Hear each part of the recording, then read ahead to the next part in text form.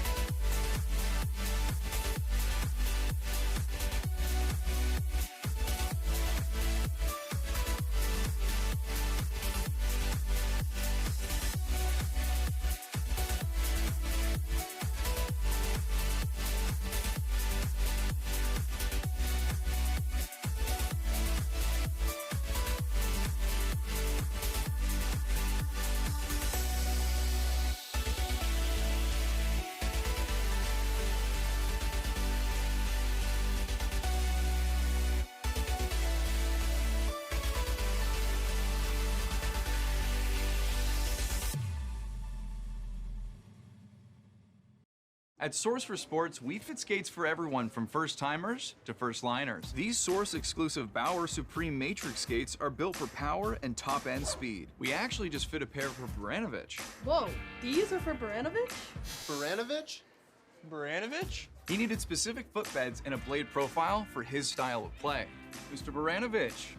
Hey Adam, are my skates ready? Got him right here. Thanks, Adam.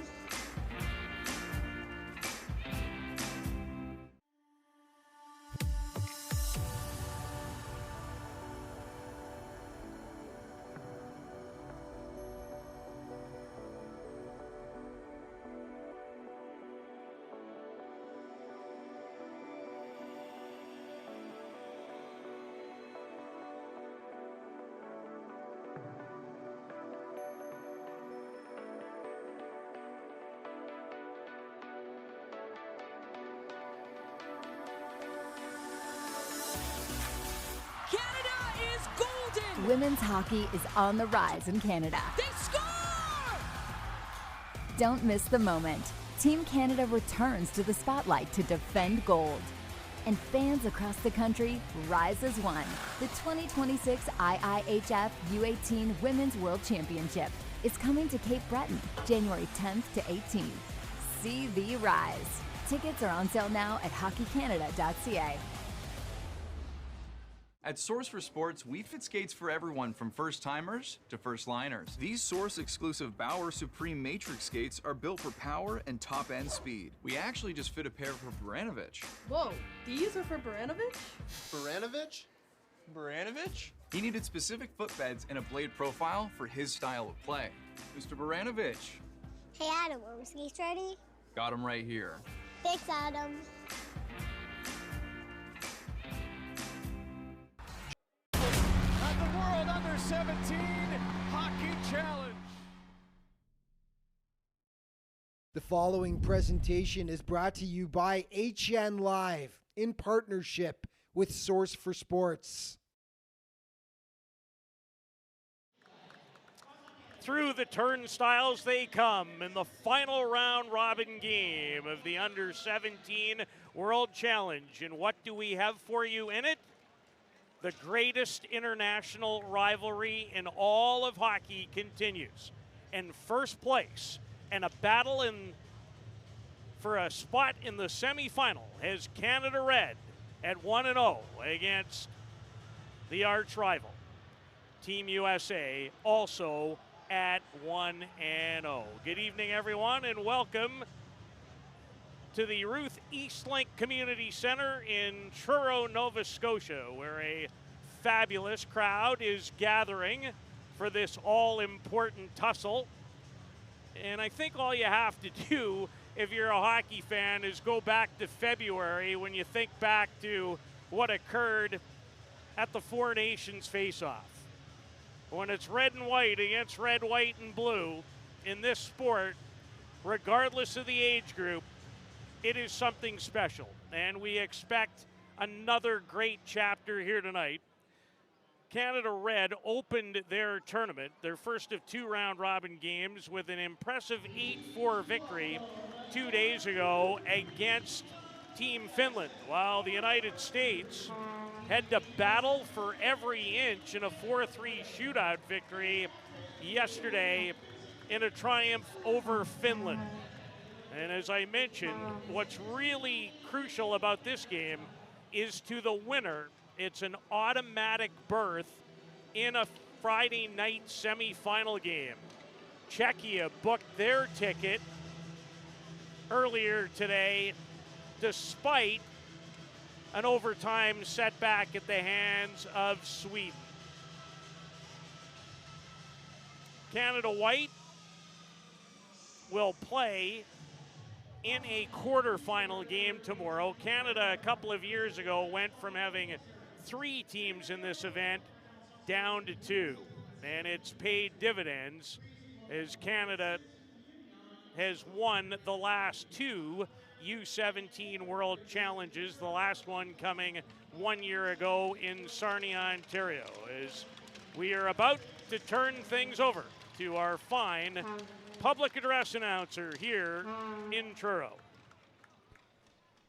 Would the two captains please meet at center ice for the ceremonial face-off? Nous invitons les deux capitaines à se rendre au centre de la glace pour la mise au jeu protocolaire.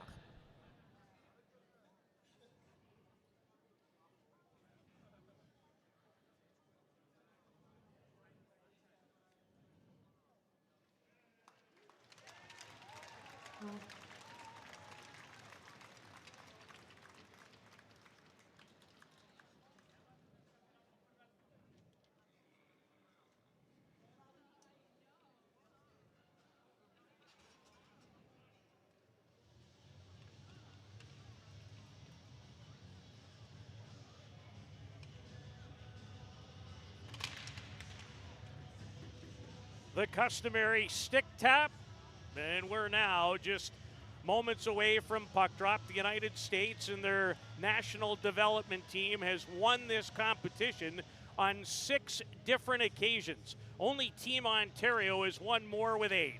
And the starting goalie for Team USA from Muskegon, Michigan is 16-year-old Eli Winters, who is a commit to the University of Wisconsin, where he is slated to join them in the next couple of years. For Ryan McDonald's team, Canada Red, they will go with a member of the Lethbridge Hurricanes. His name is Leaf Oaten. He's a 16-year-old from Cochrane, Alberta, who's a third-round pick of the Lethbridge Hurricanes and 1-5 in league play back with Peter and Matt Anholt's team in Lethbridge. And fair to say that this former star at Edge School, this is the biggest start of his young hockey career. It's the biggest game for pretty much everyone involved in this international battle. And in chatting with both head coaches, certainly 37-year-old Ryan McDonald, who was an assistant with Canada White's team that captured the U17 World Challenge last year. How do you make sure that your team's emotion is in the right place? It is so easy to be overzealous when these two groups get together. Superstar Alexis Joseph, the captain, who began this tournament for Canada Red with 3 goals and an assist in their win over Sweden, set to take the opening faceoff. His line mates are Brandon Wheat-King, Chase Sirkin, who is from Regina, and Charlie Murata, who had a big game against Sweden with 2 goals and 2 assists in the opener, and an early icing as the puck is cleared down just 6 seconds in the game. The head coach for Team USA, and he's been around the program in his career many times. The national development team will go back and forth. One year you coach the U17s, then next year you'll generally coach the U18 program. Greg Moore is their head coach. As Gutierrez pressured, and the former star at Shattuck St. Mary's trying to move it up the boards on the near side of the ice. Tapped by Thorson. Back to the line, keeping it in is Cripps, the number 2 overall pick in the 2024 Western Hockey League draft. Cripps, a member of the Prince Albert Raiders. Puck is reversed. Boston Tate in behind Max DeLille. Keeping it alive is Speedy Brock. England in front for Joseph, and he tipped it just wide of the target is Canada Red with a good early shift. And they go right back on the hunt. England leaves it for Cameron Warren, a quick shot by England, who's also from Calgary, Alberta. On target, and Winters is tested a couple of times as Freddie Schneider finds Nolan Fitzhenry, who's one of their top forwards and has been since the start of their season. Remember, this is a team that plays together all the time against this all-star group of Canadians, which certainly in many ways would give an advantage to the United States. Meyer right off the outside of the net. England has it tapped away, and Warren finds Chorney. Blake Chorney slides it in and gives chase, but he didn't quite make his way to center before doing so. 139 in to this round robin finale. 6 teams began the competition on Sunday, and we will crown a champion on Saturday evening. Face off to the right of Oaten. Cameron Warren of the North Bay Battalion. A race, and England can flat out fly, and he'll win it. But Canada Red making changes, so England tries to protect the puck on the end boards. Braden Horton thought he was impressive yesterday in the shootout victory over Finland. Oaten tried to play it, unable to. Colt Carter can't clear the zone. Joaquin Garris breaks up a pass in the slot. And the puck belongs to Chorney, who will scoop it in. Thought he might head off in a change, but does not. Winters backhands it. Vitch, a member of the Newfoundland Regiment, the new team in the Quebec Maritime Hockey League. And he hails from St. John's. Tied in the knot behind the net by Jake Boganecki, who will play a lot, as will his partner, Beck Thorson, who backhands it up the boards towards Horton. Off the bench, knocking it out of midair. Quick wrist shot by Provencher, and held on to by Eli Winters, who is a right-handed catching goalie. Off Provencher, who's from Candiac, Quebec. He was the 7th overall pick in the most recent Quebec Maritime Junior Hockey League draft to the Charlottetown Islanders, where he plays for one of the good guys in the game, Jim Halton. Tang, who plays regularly for the Madison Capitals of the USHL. There's 2 USHL players added to this group for this tournament. Ty Bergeron, who plays for Muskegon, is the other, and this is Tang. He's got good speed into the zone, made a great move around Owen Hayden, but then had the puck roll off his stick as Tang got to the inside of the big 6'7" defender, Owen Hayden. Cripps for Hayden, head up the middle, misses everyone, and this will be icing unless Dufour can beat it out. He won't. And a little extra after the whistle is blown. Mirko Dufour is from Rocky View, Alberta. He scored a goal in the opening game victory over Finland by a count of 8-4 on Sunday.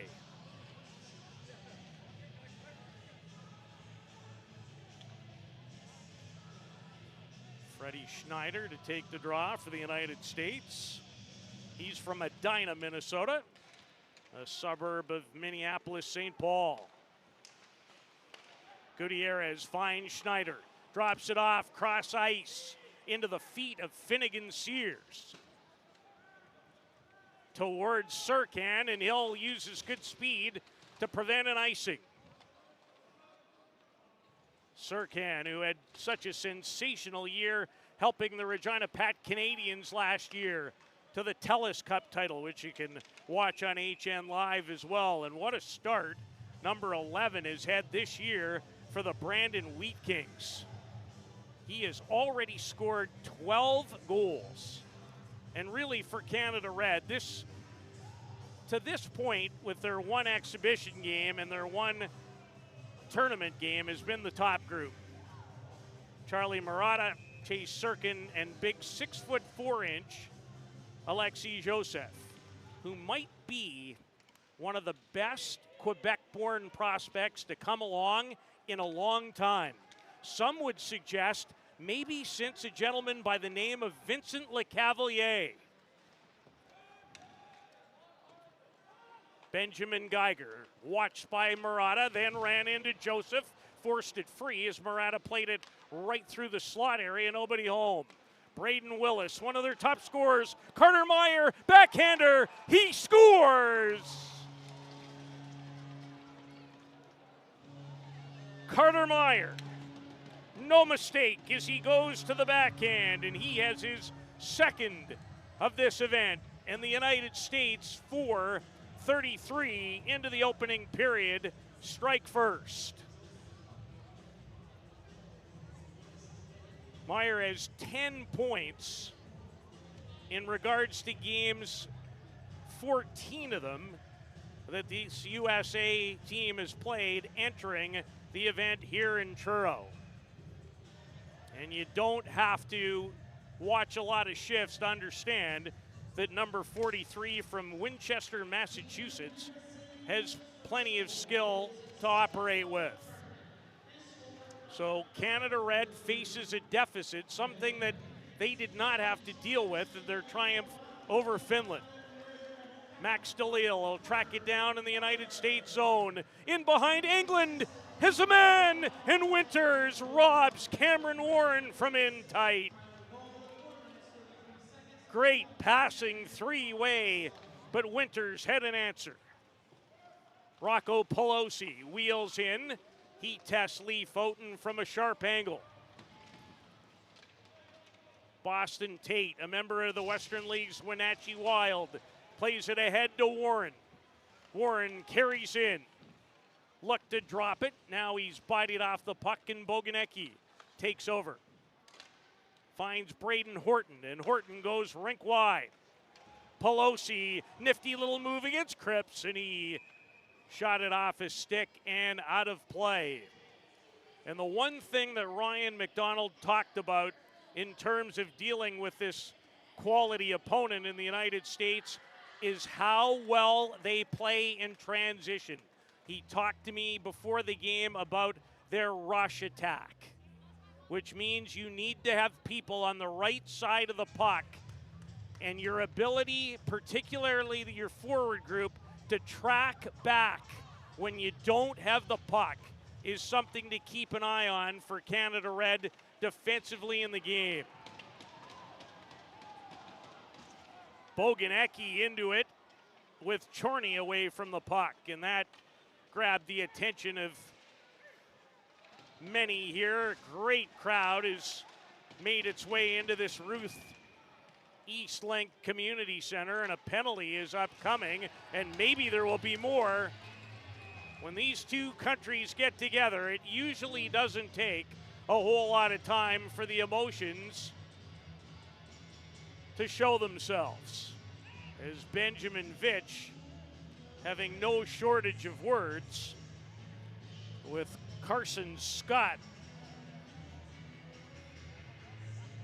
And we are going to have penalties nearly 6 minutes into the opening period. Braden Willis with the assist on the goal, his second of the tournament for Carter Meyer.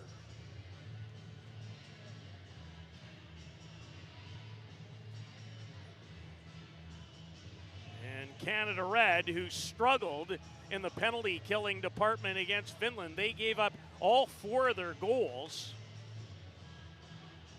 to Finland while attempting to kill off penalties. And they certainly, Canada Red does not want to be shorthanded against this group 9 times as they were in their opener. The United States was 2 for 4 in their shootout victory against Finland yesterday. Here's Joseph working one-on-one, and Geiger played him well.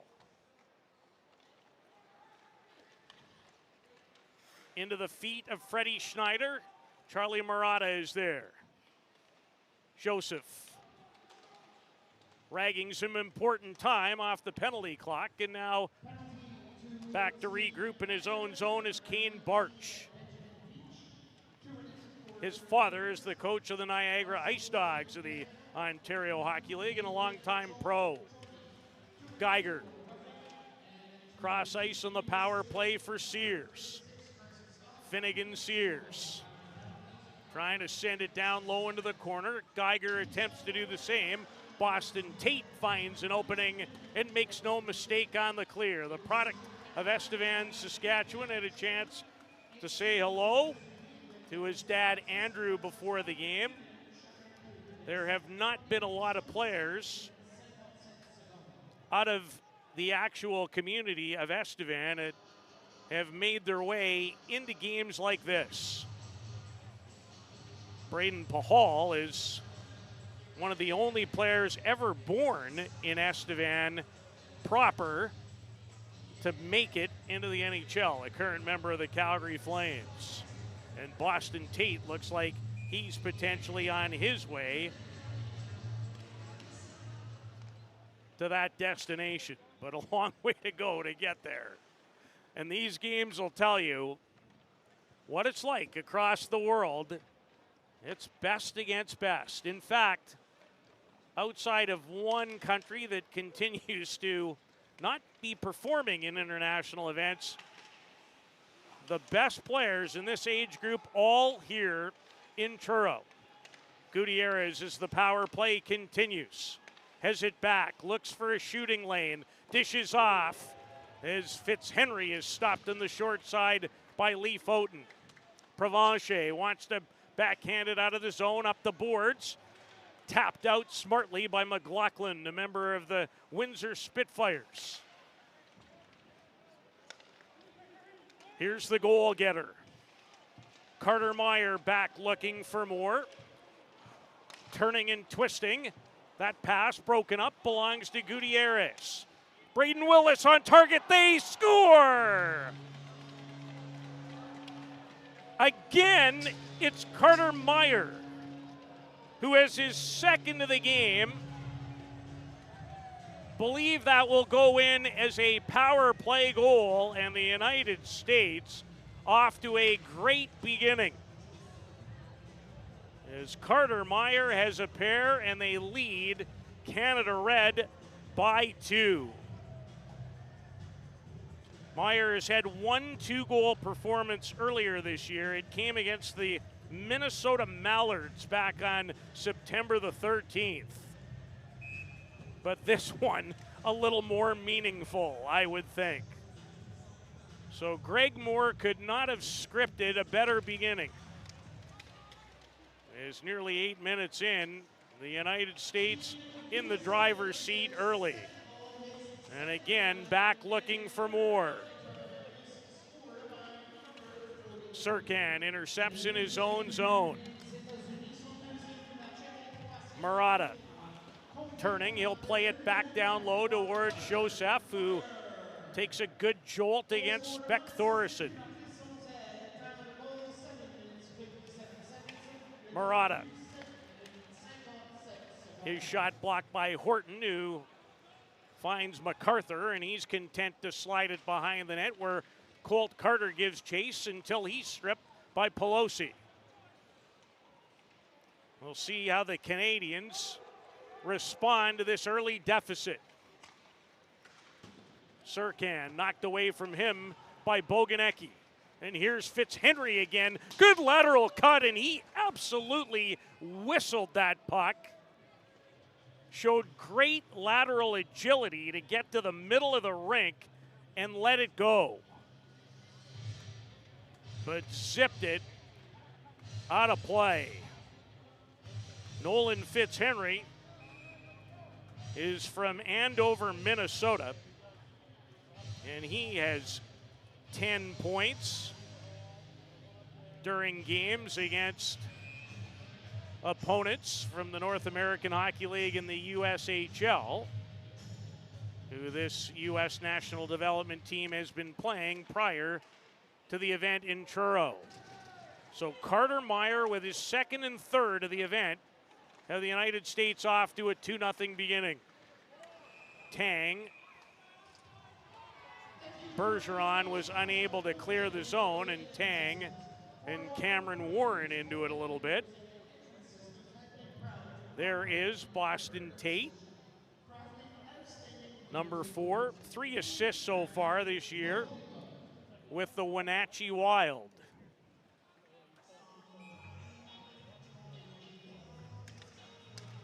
A relative newcomer in terms of franchise where the Western Hockey League is concerned. Warren England and Max DeLille, the line for Canada Red. To the winner, a berth in Friday's semifinal.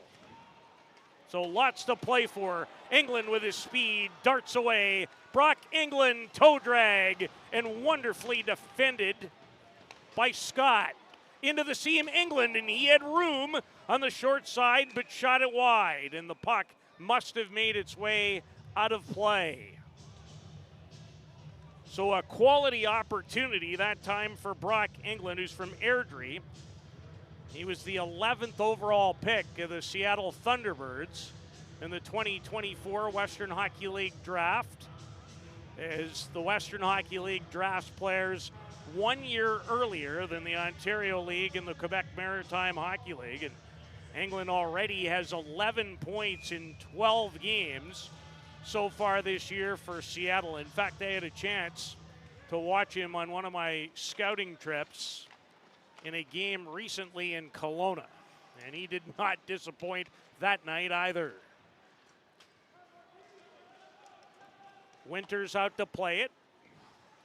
Chorney looks to track it down, back to the line for Cripps. Blake Chorney into the high slot. Winters, another good save through traffic. As Canada Red unable to find the back of the net, but they've had some chances here.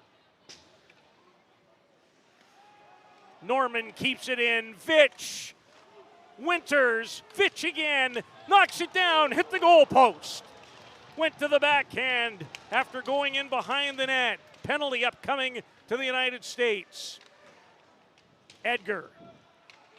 Vitch having a quality shift. Maybe is his best of the event. Josef off the bench. Through the seam, and a huge hit delivered as the penalty is about to be called. And what do you know? Tempers flare when these two countries play. Wouldn't want it any other way. It's 2-0. The United States will be back. You're watching the U17 World Challenge right here on HN Live. At Source for Sports, we fit skates for everyone from first-timers to first-liners. These Source-exclusive Bauer Supreme Matrix skates are built for power and top-end speed. We actually just fit a pair for Baranovich. Whoa, these are for Baranovich? Baranovich? Baranovich? He needed specific footbeds and a blade profile for his style of play. Mr. Baranovich. Hey Adam, are my skates ready? Got him right here. Thanks, Adam.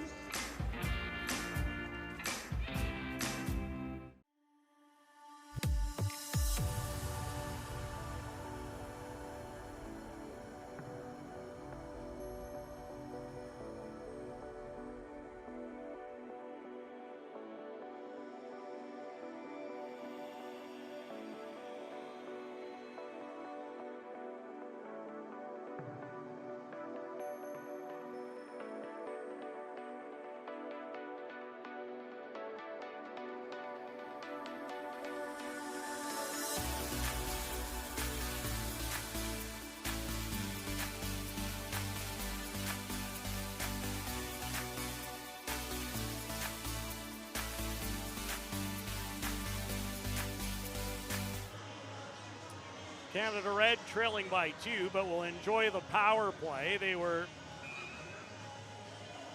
0 for 4 in their 8-4 victory over Finland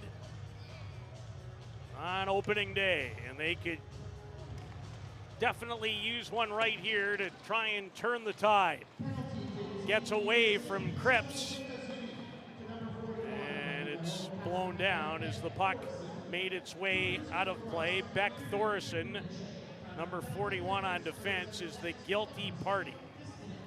And this is another area where one team has a big advantage because they play together all the time, and that's special teams. So much of it is about system and repetition. And you just, when you put a team together as quickly as Canada has, not a lot of extra time for it, but they certainly do work on it. Cripps, the talented offensive defenseman. Murata. Cripps. Charlie Murata tries to go backdoor for Serkan, but Carson Scott, who's been solid early, got a stick on it. Murata. Cripps. Joseph. A howitzer, but well wide of the target. Canada Red on the power play. Cripps thought about it. Joseph didn't think about it, but Winters turned it aside. The Americans can't clear. Murata through the seam. Joseph backdoor for Warren, and he couldn't quite get a stick on it. Good pressure on the Canadian power play. Murata down low. Cameron Warren. Winters has the answer again. Cripps. Murata returns the favor. Joseph. Nice stick that time by Pandolfo, whose father Jay, a former longtime NHLer and the head coach at Boston University. And Greg Moore's team gets a clear. Down to 28 to go on the power plays. The Canadians have had some good looks. Here's England wheeling in on left wing. Stripped of it. And well played by Sears. And every place you look, there's a little extra poke here and there on both sides. England up the middle, it goes for Ryerson Edgar. He's from Holland Landing, Ontario. Gutierrez, as Thorison's penalty has come to a conclusion. So one team has a power play goal and the other unable to strike with theirs. Sears again laterally on the transition. And that'll be something the Canadian coaching staff looks at between periods. There's been too much room for the United States through the middle of the ice in this first period. Boganecki flips it in. Finds Rocco Pelosi into the high slot. Boganecki in his feet, so he smartly sends it to the end boards for Schneider. Back to the line, but the Americans changing, and Geiger has to wait. And that pass goes astray.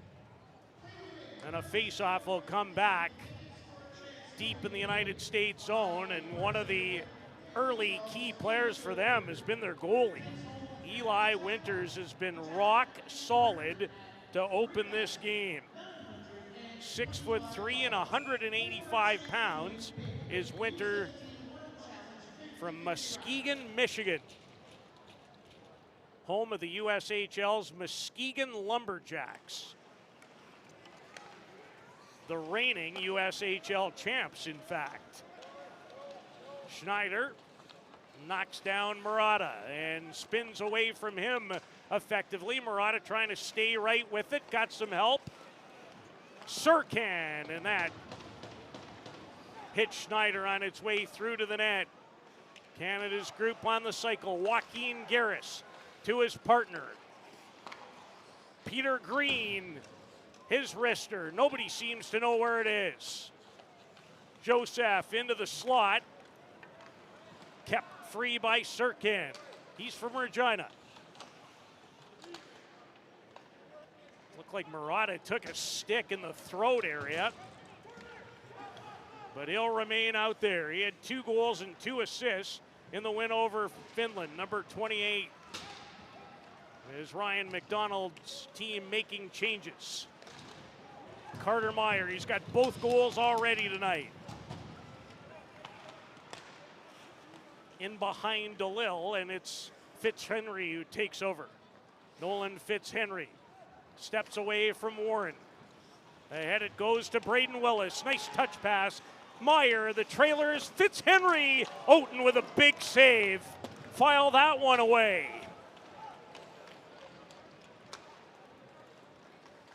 As Tate can't clear. He hit his own man and then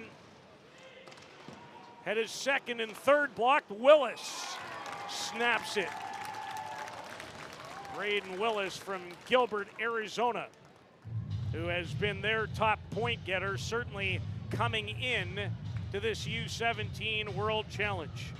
We would not be here without our friends at Source for Sports. Experience the feeling of getting fit like the pros at your local Source for Sports. Their experts will get you into the right gear that fits your game.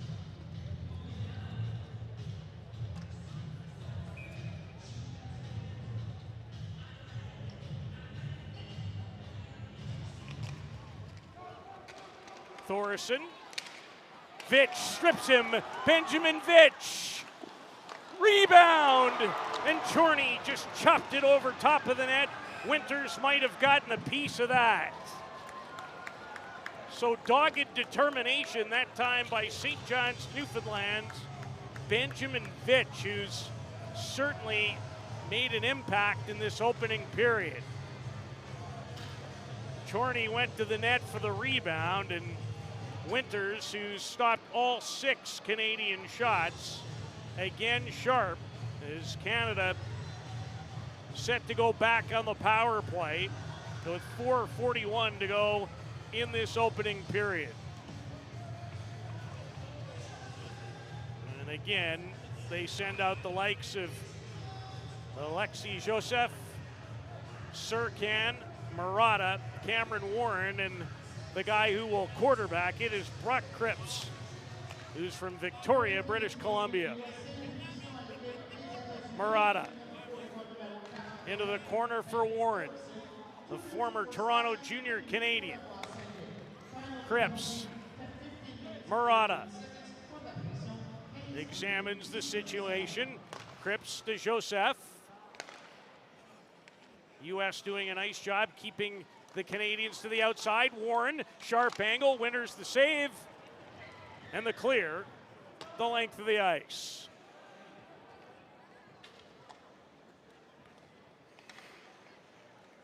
Cripps, just 1 assist so far this year for the Prince Albert Raiders. Joseph, Murata, he'll leave it there for Surkan. On the exchange with Alexei Joseph. Surkan! And Winters took a look in behind him, but he got enough of it. Cripps, Joseph. They like to use him off the flank on his offside, which is very prominent. Has it there again.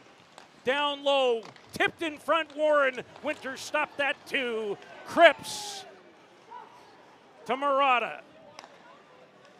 Cripps trying to wait, and there is just terrific U.S. penalty killing as Kane Bartsch just stayed in the lane, and redirected the puck out of play as Canada will change its unit with 40 seconds to go in their second power play of the game. England off the draw. Colt Carter from St. Albert, Alberta. Quinn Norman a wrister and got all of it. So did Eli Winters. Chorney. Norman. England thought about it. He'll hold. Carter well wide of the target on his one-timer try. He's had a great start this year with the Moose Jaw Warriors. Number 8 who's got the puck now. And he was a 6th-round pick in the Western League originally. Down low, right in the slot, poked loose. Still Canada can't find an answer. Thorison's penalty is expired. Chorney. Ryerson Edgar returns the favor. And another fine stop by Eli Winters. What a first period he's had for the United States. Colt Carter overskates it, and Sears able to bring it out into the neutral zone. Off the bench comes Vitch. So Canada Red, I feel like they've at least turned the momentum a little on the power play, but haven't been able to score. Tate, he takes a big hit behind the net. And DeLille content to flip it high back into the American zone. Under 2 minutes to go in what's been a highly entertaining and yes, emotional first period. But Carter Meyer has a pair for the United States, and they lead by 2 in the final game of the round robin. And to the winner, an automatic berth into a semi-final on Friday. They'll avoid Thursday's quarterfinals. Vitch a steal with help from DeLille. Vitch a chance, and I think even Winters got a piece of that.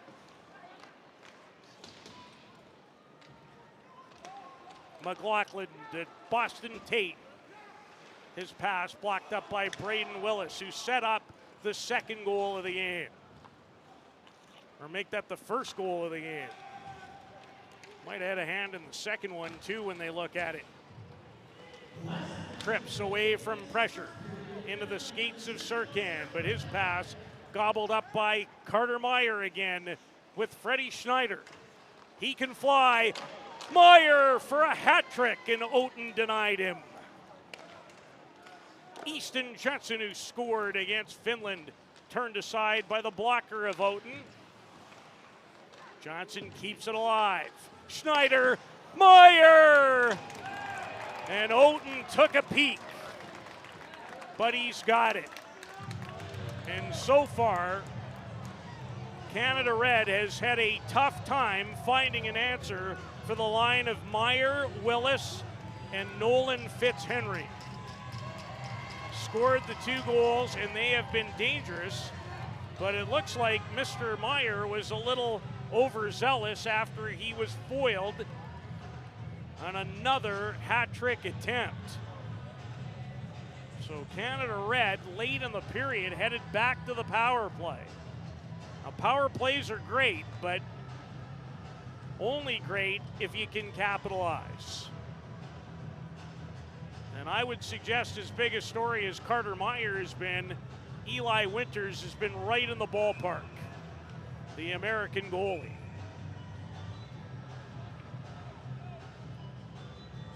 So Joseph on the draw, wins it on his strong side. Murata. Joseph blocked by Boganecki, and he'll clear, and Barsh will race after it. Kane Barsh. The U.S. penalty killers have done a terrific job in this opening period, and Barsh doing some more quality work before Murata finally dislodged him from the puck. Cameron Warren, time winding down. Warren has it blocked by Broden MacArthur, and that'll bring an end to the first period. And the United States find themselves in front of Canada Red, one of the 2 Canadian teams in this event. 2-0 after 1. We'll take a break and be back with an interview. You're watching the U17 World Hockey Challenge from Truro, Nova Scotia. It's one of the fiercest rivalries in all of sport. The unmatched thrill of play for your country. It's the clash of hometown heroes. The unsurpassed skill of international stars. It's Canada versus the United States. The experience unforgettable. Be there when our rivalry continues. Get your tickets at hockeycanada.ca. At Source for Sports, we fit skates for everyone from first-timers to first-liners. These Source-exclusive Bauer Supreme Matrix skates are built for power and top-end speed. We actually just fit a pair for Baranovich. Whoa, these are for Baranovich? Baranovich? Baranovich? He needed specific footbeds and a blade profile for his style of play. Mr. Baranovich. Hey, Adam, are my skates ready? Got him right here. Thanks, Adam.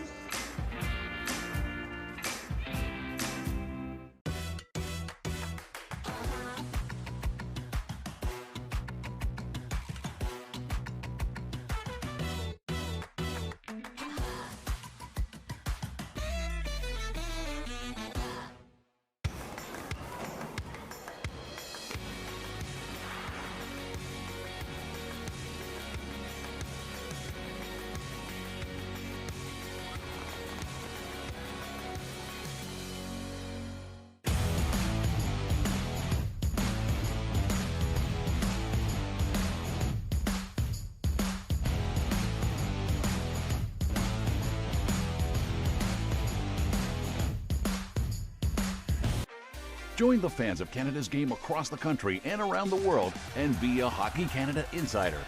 Receive news and features about Team Canada, events, promotions, and much more. Sign up at hockeycanada.ca/insider. The United States on 2 goals by the gentleman on your screen, Carter Meyer, lead Canada Red in this final game of the round robin. Carter, first off, congratulations on a great first. if you can, what allowed you and your teammates to get off to such a good start here tonight? I think just knowing like what type of game this is and how much this means to us. Like we've worked for this like all year long. The countless hours in the gym, on the ice. We've been together for like 3 months now. Like just we know how much this game means. So we're all kind of focused on the end goal here. How critical is your team's transition game to your success? I thought you guys did a nice job getting through the middle of the ice with speed. Yeah, that's what we work on a lot. Just catching them off guard, quick attacks when they're changing. Like that's how we get a lot of our goals, and we work on it a lot. But it's helped us out a lot so far. Thought your goalie was pretty good in the first two. What did you think? Yeah, I mean both of them are studs. Either one could have played this game. Glad Winters is playing. Chiswick could have played, but they're both studs. We wouldn't be here without them in this game. Carter, thanks for doing this. Best of luck the rest of the way. Of course, thank you. Carter Meyer has both United States goals. They lead Canada Red in this final game of the round robin. The U17 World Challenge. We'll take a break, be back with some more great action when the second period resumes from Truro, Nova Scotia. At Source for Sports, we fit skates for everyone from first-timers to first-liners. These Source-exclusive Bauer Supreme Matrix skates are built for power and top-end speed. We actually just fit a pair for Baranovich. Whoa, these are for Baranovich? Baranovich? He needed specific footbeds and a blade profile for his style of play. Mr. Baranovich. Hey, Adam, are my skates ready? Got him right here. Thanks, Adam. Games put together, so we're hoping it goes well. And a shot scored! The hat trick for Maddox Schultz. What a debut at the TELUS Cup.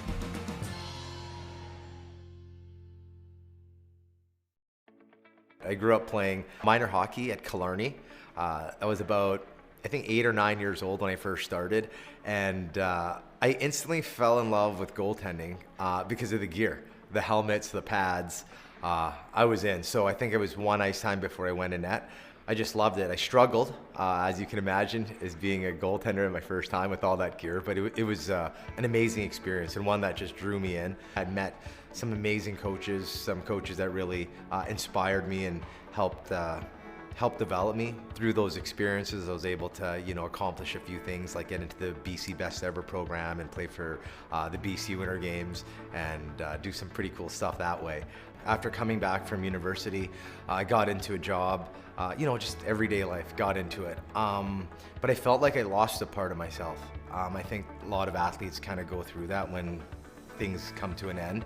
And I thought, why not get into goalie coaching and keep myself involved? For you young goalies, a lot of what you learn in sports is something you will take into real life. I started off literally from the bottom as far as coaching, starting my own company, creating a brand. Thankfully, I was able to continue to get through those times and network myself as I started growing, getting these amazing opportunities, whether it's the NHL Coach Association or the AHL Mentorship Program, or working with Team Canada, the women's national team was, all those things were amazing. And, then being in BC, having the ask to work with the POE program, which is the Performance of Excellence, the Team BC, males and female, just to help on the goalie side of things, it's been phenomenal. Joey's had a huge impact on me personally. I mean, every day he shows up to the rink with positivity, with a smile. He wants the best for us. He wants to help us reach our full potential. And I think every day, I try and instill some of those values into my life. He's always learning. He's always trying to make himself better and make his goalies better. And I think that's something that you can't teach. Getting to see some of the, the athletes that I've worked with since they were 7, and then they go to get a university scholarship or go on to play for Team Canada on U Sports, and then to see them just grow from what they were to who they are now, it's always amazing, because the relationships that we build along the way, their journey, they go on for a lifetime. What does the puck see now?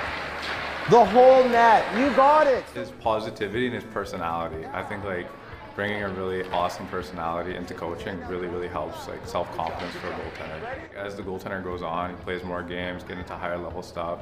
And the same thing with the coach too. Like you have to be able to adapt to the player, adapt to the goalie, adapt with the coach as well too. So I think Joey's done an awesome job throughout the years being able to do that for myself. We won a championship in 2021 with him. So he brings a high level of intelligence to the game, but he's also quite brilliant in how he interacts with the players. He's just loving his job. He's loving it day to day. You know, whether he's working with junior kids or tyke 5-year-olds, right? Every time that I see him on the ice, he's big smile on his face. He's bringing the energy. He's fun to have around. All right, let's make some noise. Here we go, starting lineup, let's go! I got involved in blind hockey in 2014. I was up for it. I thought, yeah, absolutely. It's only gonna make me a better coach. If I can help a visually impaired person, I'm sure it's gonna help me find other ways to be able to help sighted athletes as well. I know what sports brought to my life and how it's enriched my life, and I know how it can enrich others. So making an impact with these athletes and these individuals, knowing what their life is like without sport. Way to go, Black, way to go, Black. If you can give people an opportunity to fall in love with the game and you have the avenues to do so, I think you should. And I think Joey would second that. I think that's what he's trying to do, is he's trying to grow the love of the game. It's cool to see the multicultural aspect of hockey, especially in Canada, how that's growing. And he's able to reach out to a lot of players that some of us couldn't. He's doing a great job of it. For me, hockey has given me a lot of life skills. I meet amazing people. Ever since playing it, I've met people I would never meet. I've been to places I probably would never have been. I've had experiences that I would never have. And it's only made me a better person. But yeah, I love the game. I love being competitive. I love having a chance to go out and win something and bringing people together where it's a community, a team, a whole nation. I love it all. Excited to see that first shift that you put in, so you better bring it.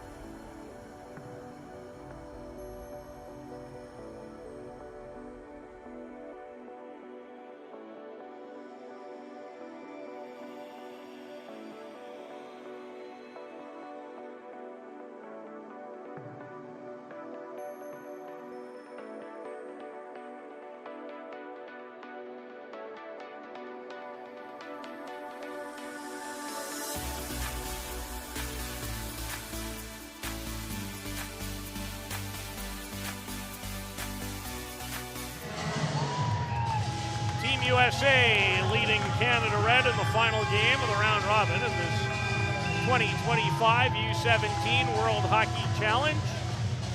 Carter Meyer with his second and third goals of the tournament, and he had 2 or 3 other quality chances. Canada begins the second period with their third power play of the game. I would say they had about 5 of their 11 first period shots on the power play, as Charlie Murata, a member of the Flint Firebirds, he was their 8th overall pick, clears it in. Sears, an opening pass, Serkan, and Canada Red will have to go back to regroup. Brock Cripps opens up his hips and carries across the line. Cripps rims it towards Serkan. Finds Joseph. Alexei Joseph plays catch with Cripps. Murata. Cripps again for Charlie Murata. Good stick by Kane Barch, who's been excellent on the penalty kill for the Americans. Canada trying to get to the inside. Joseph in front. They score!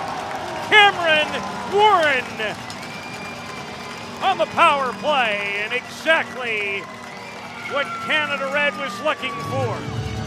As a member of the North Bay Battalion, as the red and white on the board early in the second period.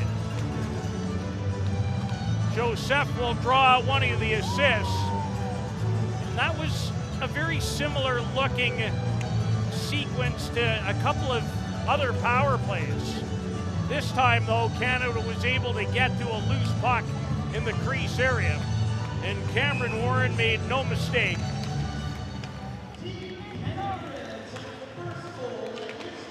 He has 3 goals this year for North Bay.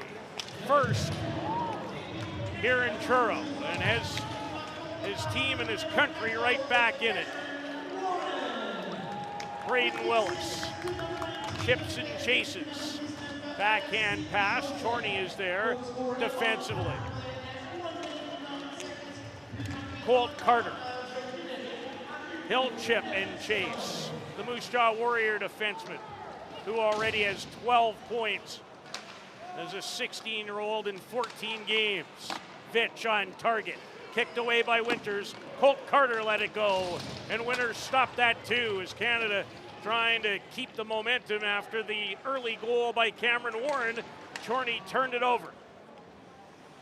Fitzhenry tracks it down. Nolan Fitzhenry. Easton Johnson for Ben Geiger. Geiger, he scores! Benjamin Geiger, and just like that, the United States lead by 2 again.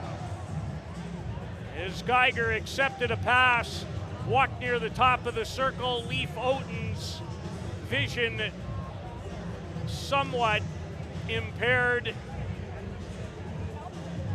And Benjamin Geiger from Northfield, Minnesota, has his first of this U17 World Hockey Championship. In fact, it's his first goal he scored all year.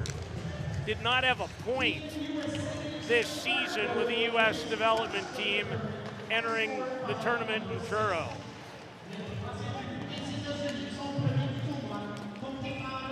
Goals a minute and 13 apart. Power play goal from Warren. But Benjamin Geiger comes right back to give the United States a 3-1 advantage. The United States has been a perennial powerhouse in this event. They've won the event 6 different times, but a year ago had to settle for a 4th place finish in Sarnia. Lost to Sweden, an excellent Swedish team, 5-4 in overtime in the bronze medal game. They're gunning for gold here in Nova Scotia and are looking very good so far tonight. Long, long way to go. Serkan back out with Joseph and Murata. That pass in behind Joseph, who tracks it. The Montreal product, Alexei Joseph to Brock Cripps. Little stutter step. Cripps went through the seam. Maybe had an opportunity to shoot it himself. On the boards towards Pandolfo, the big forward. And Easton Johnson comes away. Finnegan Sears. Every time I say that name, I think about where's Casey.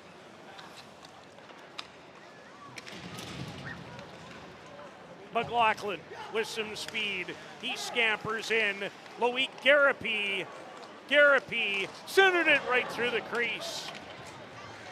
Maybe the first or second shift of the game for number 15. Pelosi tries to drop it off for Hudson Salvador, whose father Bryce played a lot of NHL games on defense for New Jersey. I think the number was close to 800. 786 sticks out.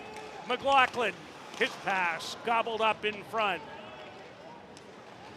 If you like a little end-to-end with chances, you've come to the right place. Tipped in front, Oden rebound, he stopped that too. Maybe his 2 best of the night. England in transition, Brock England. Winters calm, cool, in good position. Cameron Warren, who has Canada red on the board and has room. Warren. And Eli Winters. continues to play very well between the 4x6 for the United States in the game. I thought he was as good as anyone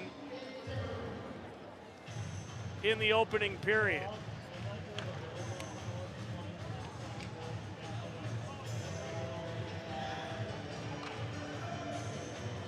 Warren to take the face-off. Against Carter Meyer. A bad clearing attempt, and what an opportunity for Max DeLille. Couldn't convert. England from a sharp angle, stopped by Winters. And here's Fitzhenry. Boston Tate in good defensive position. It's Thoresen, who took a couple of penalties, turns it over. DeLille has England. Had Winters leaning, but shot it wide. Warren again. Cameron Warren drags it behind the net, puts on the brakes. He has great vision. Warren hangs on. Give and go with Hayden. Fitch off the bench. He had a pretty solid first, I thought, the big forward for Canada Red. Myers held up. Comes away with it. Carter Meyer. Geiger, who scored a goal here in the period. Oaten, big rebound. Fitzhenry and Colt Carter blocked that on the way to the net. Benjamin Vitch, high riser. Hope that didn't break the glass. It had a bad sound. I think it's fine. Ty Bergeron. Centering pass, just missed. Salvador in front. Who needs whistles? Salvador trying to get loose. And Oaten will go behind the net to leave it for Krebs. See how the pace slows a little. Both coaches wouldn't be happy, trust me, with how open things are right now. Probably be even more so on Greg Moore's side for the United States. Krebs.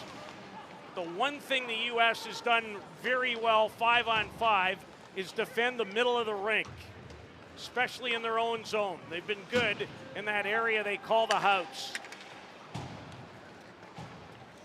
Krebs for Murata, missed him. Linesman says play on. Joseph in front, another big stop by Winters.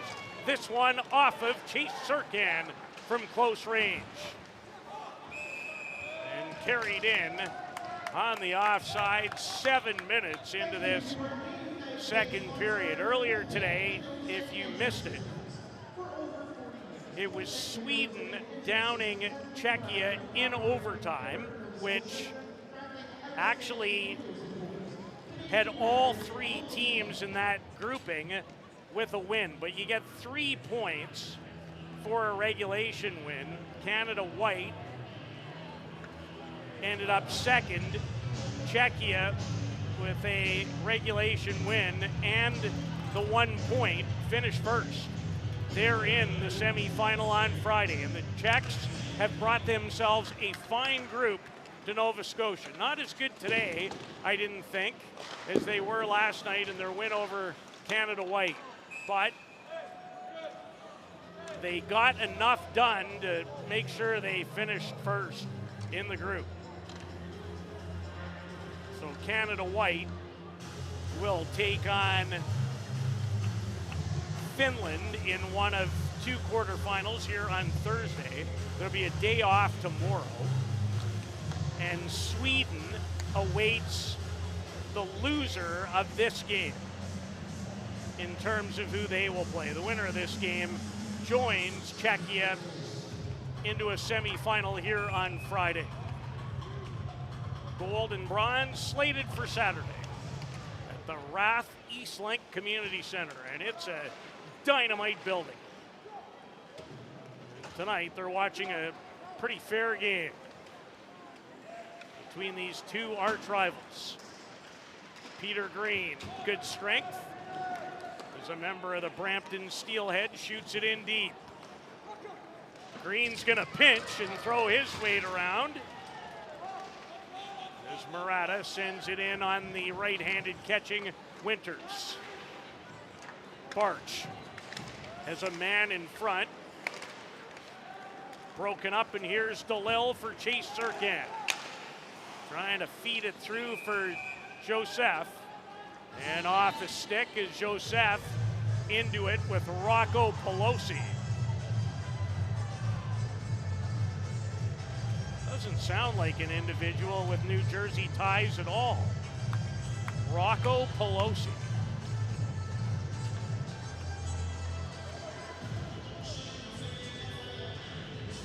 And Pelosi makes his way to the United States bench. He is from Sewell, New Jersey, in fact.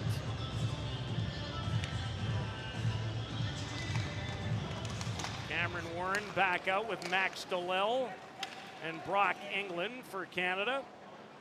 And it's the top trio for the United States with Meyer, Willis, and Nolan Fitzhenry. Believe that Canada has the last change, but I'd have to double check that. Fitzhenry into the slot, and a 2-on-1 developing the other way. England, DeLille, great stick on the road back by Carson Scott. Cripps to DeLille. Now Warren, who has the Canada red goal. Back to the line, and Cripps, nice little stutter step, and another backhander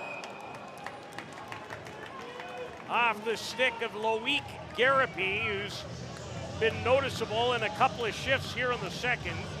Garapi is a second-round pick of the Victoriaville Tigre, who has 8 points for that Quebec Maritime Junior League team, but foiled by Eli Winters. Canada Red up to 24 shots in the game. We know who the best player in the rink is tonight so far, and there have been a few. But I'd give the nod right now to the guy between the pipes. Finnegan Sears. Stripped Surkan. Good draw weight. Here comes the speedy Joseph, all 6'4" of them. Surkan, backhander from a sharp angle after Geiger made a good defensive play. Cripps off the skate of Murata. Canada Red, my guess, is going to talk about trying to shoot more pucks at the net.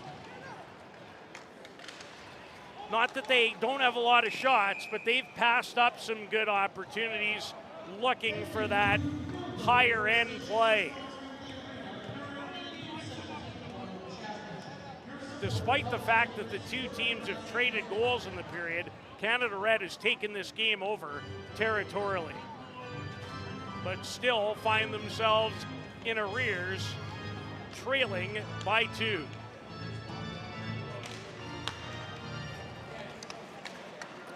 Tate whistles it in, just missed one of the referees. Thanks a lot. Provencher tried to feather it down low for John McLaughlin. Hit a skate, and back come the Americans. Johnson.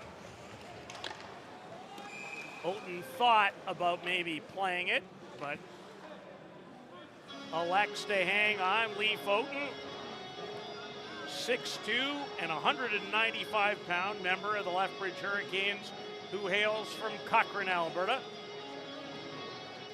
Had opportunities to watch him here on HN Live in his time at Edge School in Calgary. We're going to drop it again. Bergeron and McLaughlin. John's from Corunna, Ontario.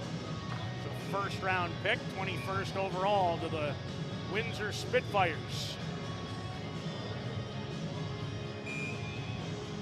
Bergeron, a member of the Muskegon Lumberjacks. He and Michael Tang are the only two players who don't play regularly with the U.S. National Development Team program. A shot from a sharp angle. Boganecki tracks it down. Jake Boganecki. High slot, Bergeron weaving. And Oaten able to hang on. There's a good box out in front as Tang in a conversation with Boston Tate. 3-1, the United States in the final round robin game of the U17 World Challenge in Truro. At Source for Sports, we fit skates for everyone from first-timers to first-liners. These Source-exclusive Bauer Supreme Matrix skates are built for power and top-end speed. We actually just fit a pair for Baranovich. Whoa, these are for Baranovich? Baranovich? Baranovich? He needed specific footbeds and a blade profile for his style of play. Mr. Baranovich. Hey Adam, are my skates ready? Got him right here. Thanks, Adam.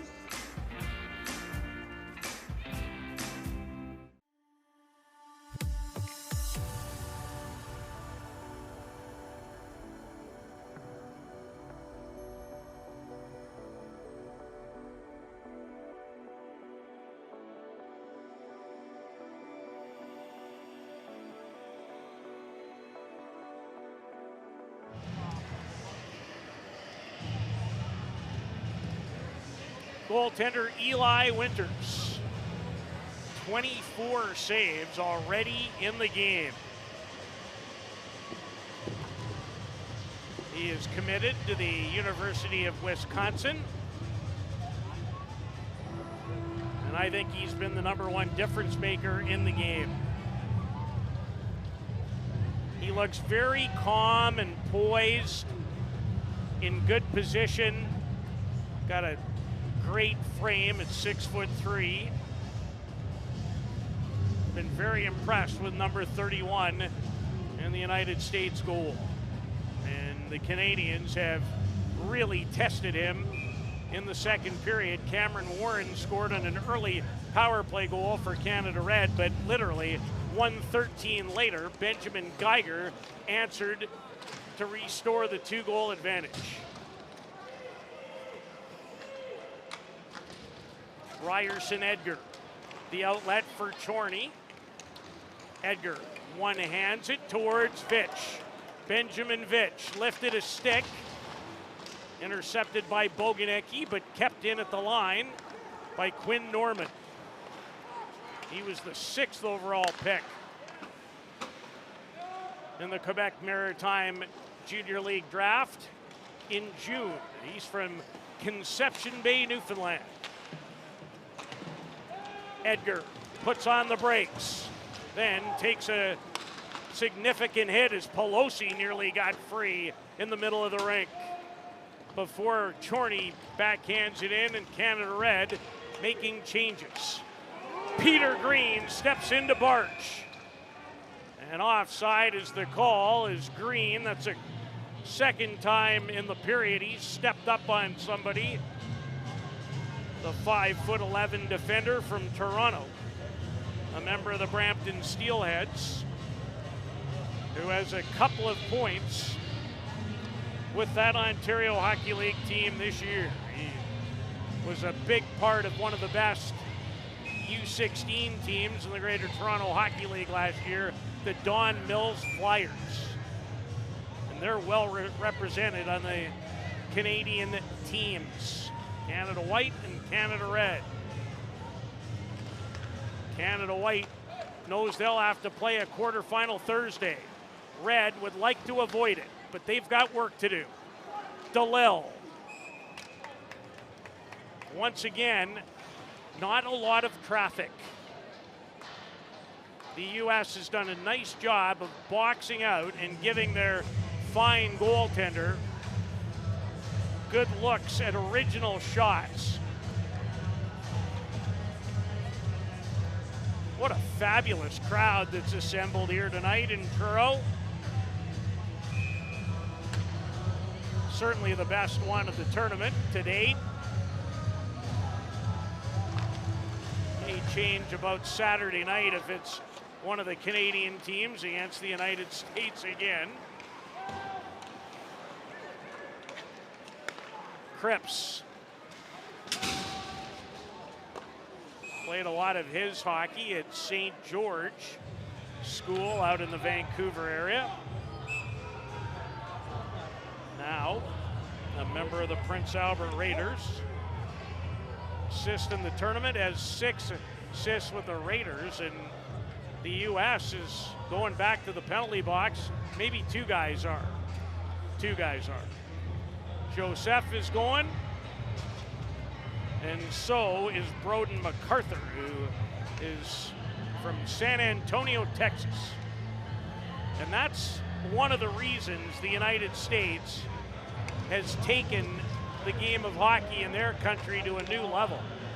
It wasn't that long ago when the majority of U.S. players came from 3 states, Minnesota, Michigan, and Massachusetts. Not even close to being the case anymore. And this group is reflective of that. Cripps, good hand-eye to knock it down. The teams play 5-on-5. 7:51 to go in this second period.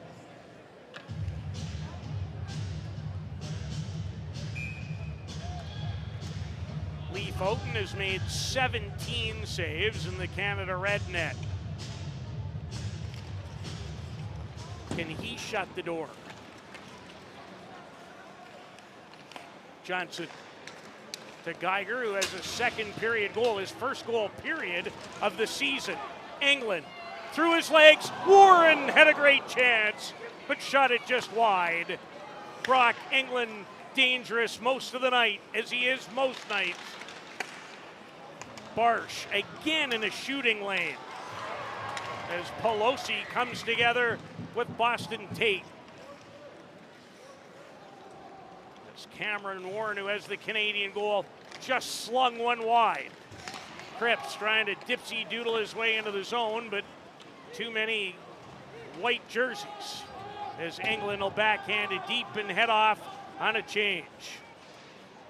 2-0 the United States on 2 Carter Meyer goals, and then the teams have traded goals here in period number 2.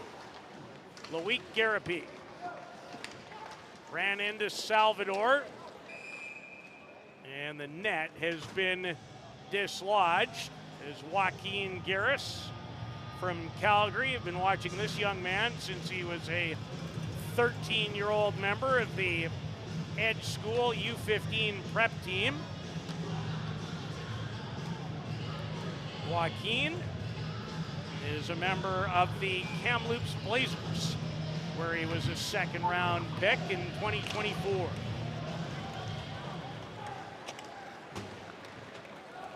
Mirko Dufour, another player from the same program.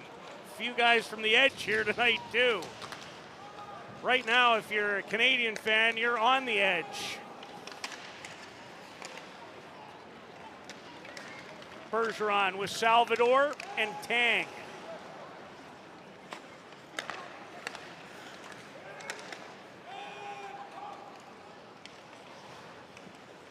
Colt Carter finds his partner, and then the return.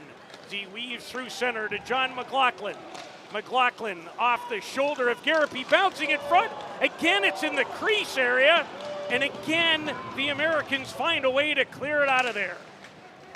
That's been a bit of a common thread in the game.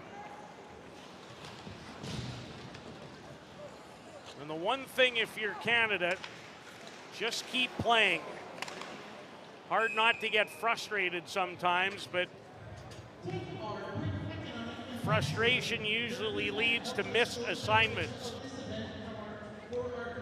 And one thing that the Canadians have done, Quinn Norman and company, is they've done a better job with the U.S. transition attack, which is very impressive in this second period. So again, some trouble with that peg coming loose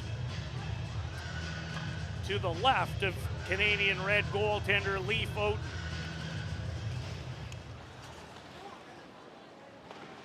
Bet Micah Leaf has shopped at Source for Sports in his time. We thank them.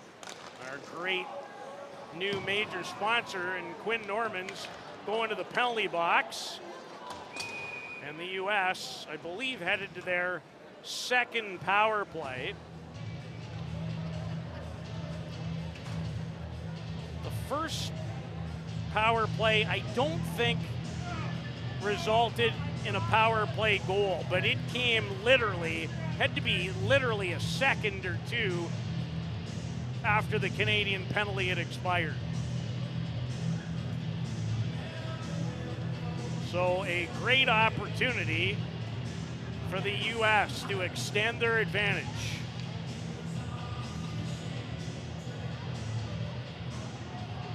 And their first power play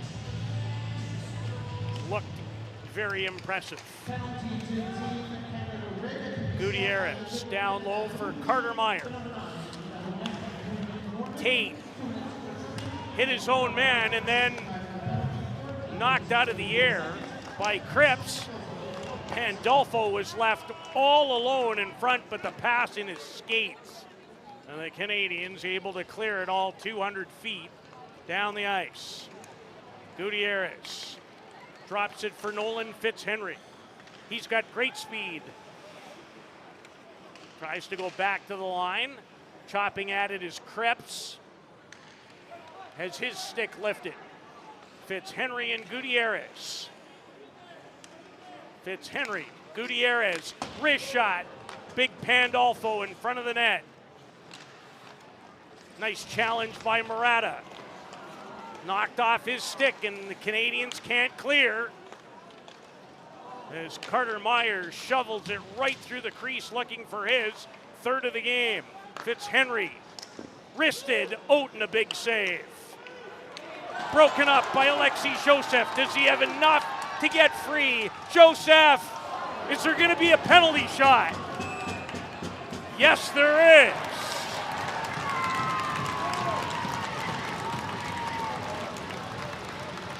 So Alexei Joseph,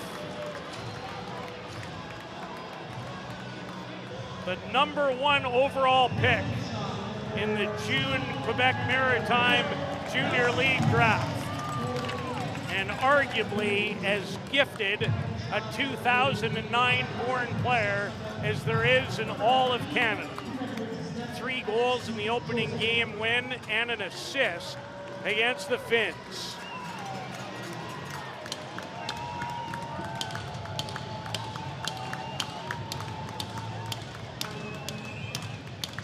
Joseph with a chance to cut it to 1. Weaves to his left, way left. And a great poke check by Eli Winters.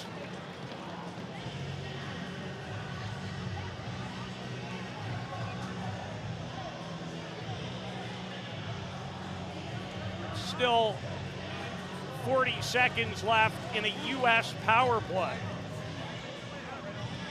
Another chance goes awry for the Canadians.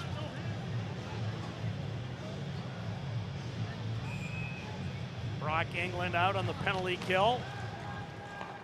Garris to Green. Peter Green, ouch. Right off the head of Finnegan Sears. Hope he's okay. Rink wide, Geiger, who has a second period goal, taps it past Joaquin Garris. England back to help out, reverses smartly, and Green has a chance to send it out, and does to Mirko Dufour. Dufour trying to use Johnson as a screen, but Johnson blocked it. Fairly impressive kill that time for the Canadians. But Sears keeps it in. From the get-go, the Americans have shot everything they can when they've headed towards the net. Pelosi on the end boards versus Green with help from Braden Horton. And here comes Colt Carter in transition. Finds Blake Chorney. has Ryerson Edgar, the trailer.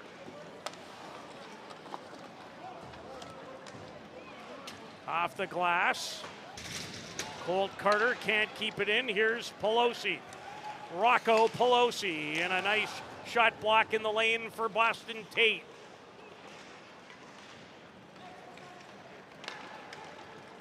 Fitch. Off a body and out of play.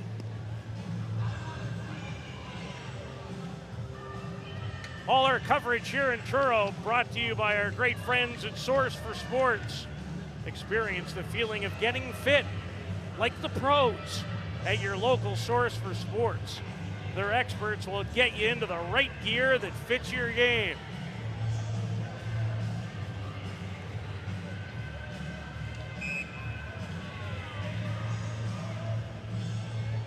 It's Cameron Warren who has the Canadian goal, back out with Max DeLille of the Owen Sound attack. He was there, first round pick. Again, big collision involving Green. Braden Willis, shifty, sees it, can make plays and score. Number 49, so can Meyer. He scored twice, both in the first period. Green surveys, off the stick of Warren. Look at Brock England beat that out. Brock England nearly banked it off. Beck Thorson and in. Warren set up again, but couldn't direct it on target. Meyer, loose in front. Was Willis just out of his reach. He's got it now, though. And it's lifted out.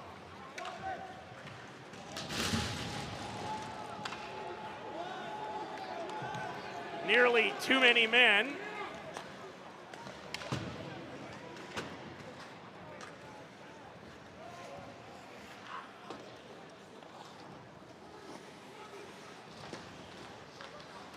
In the corner, it's Barch. High slot, a chance.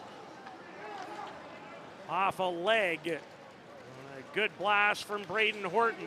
Serkan, nifty play, finds Murata. Off a stick of Gutierrez and wide. Joseph to Tate into the final minute. Cripps in front. Just failed to make the connection with Joseph. Murata, Tate, and Cripps. Wrist shot, no trouble for Winters.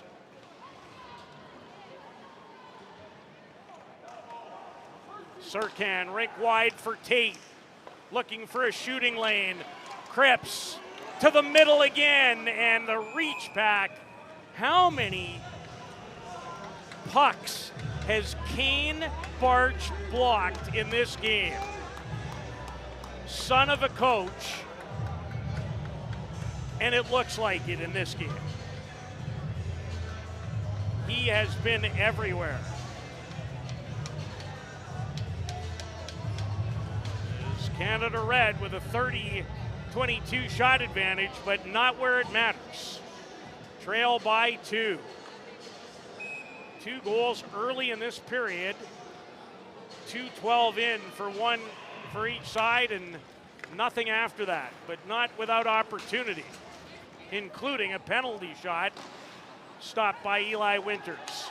Quinn Norman drags it to the middle. Norman, time winding down, backhander. Warren as the buzzer goes to end the second period. The U.S. led by 2 after 1. They lead by 2 after 2. We'll be back with a Canadian guest. You're watching the U17 World Hockey Challenge from Truro. At Source for Sports, we fit skates for everyone from first-timers to first-liners. These Source-exclusive Bauer Supreme Matrix skates are built for power and top-end speed. We actually just fit a pair for Baranovich. Whoa, these are for Baranovich? Baranovich? Baranovich? He needed specific footbeds and a blade profile for his style of play. Mr. Baranovich. Hey Adam, are my skates ready? Got him right here. Thanks, Adam.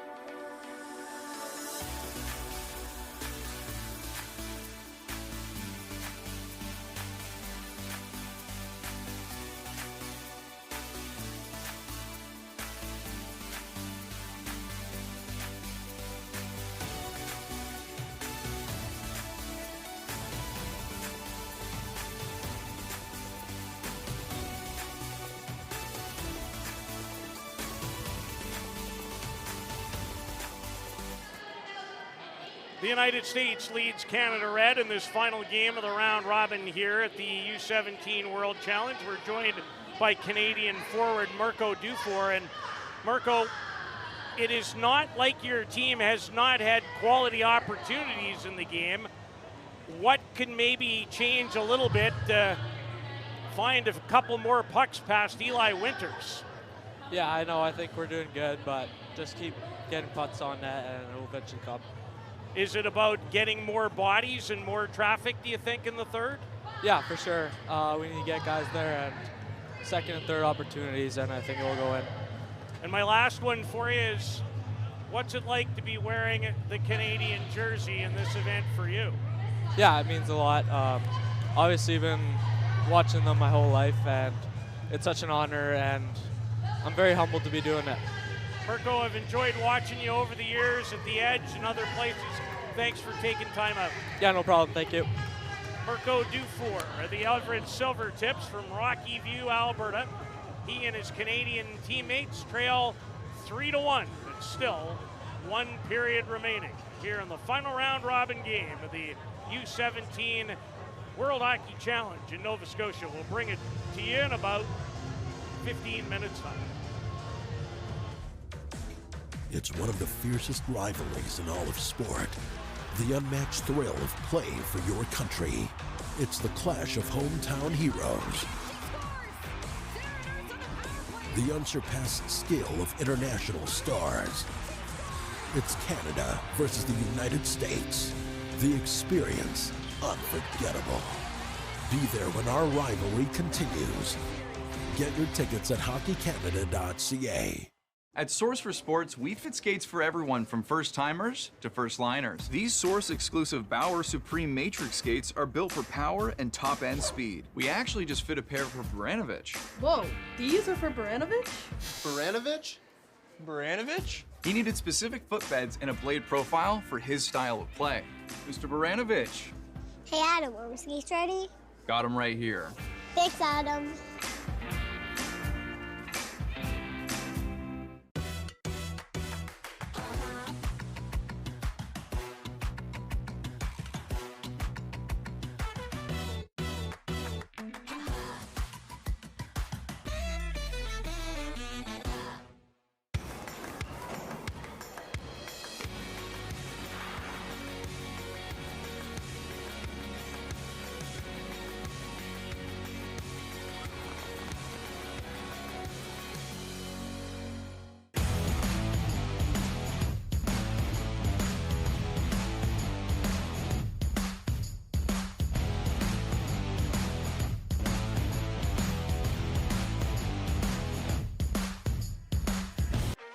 Join the fans of Canada's game across the country and around the world and be a Hockey Canada insider.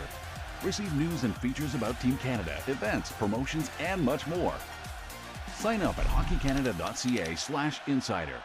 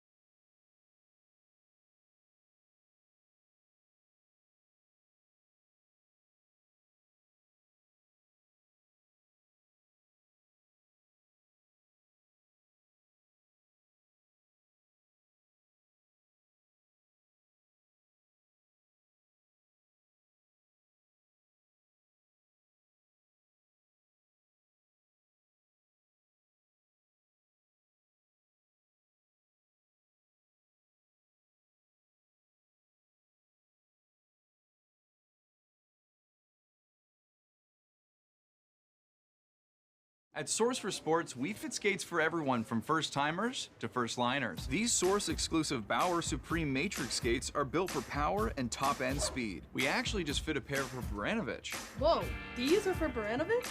Baranovich? Baranovich? He needed specific footbeds and a blade profile for his style of play. Mr. Baranovich. Hey Adam, are my skates ready? Got him right here. Thanks, Adam. Got great leadership, so his success has been due to team success, due to the program and the support that he's getting both on and off the ice. When you're first guy, and that's what's really impressive. He does the right things all the time, so like, wherever he goes, he's gonna excel. I think you just gotta take it day by day, stuff that's gonna come in the future. So yeah, I think I've been doing a pretty good job of it so far. Being here at the TELUS Cup at the National Championship is such a great way to finish the season. It's kind of the culmination of all the games put together, so we're hoping it goes well. And a shot scored! The hat trick for Maddox Schultz. What a debut at the TELUS Cup.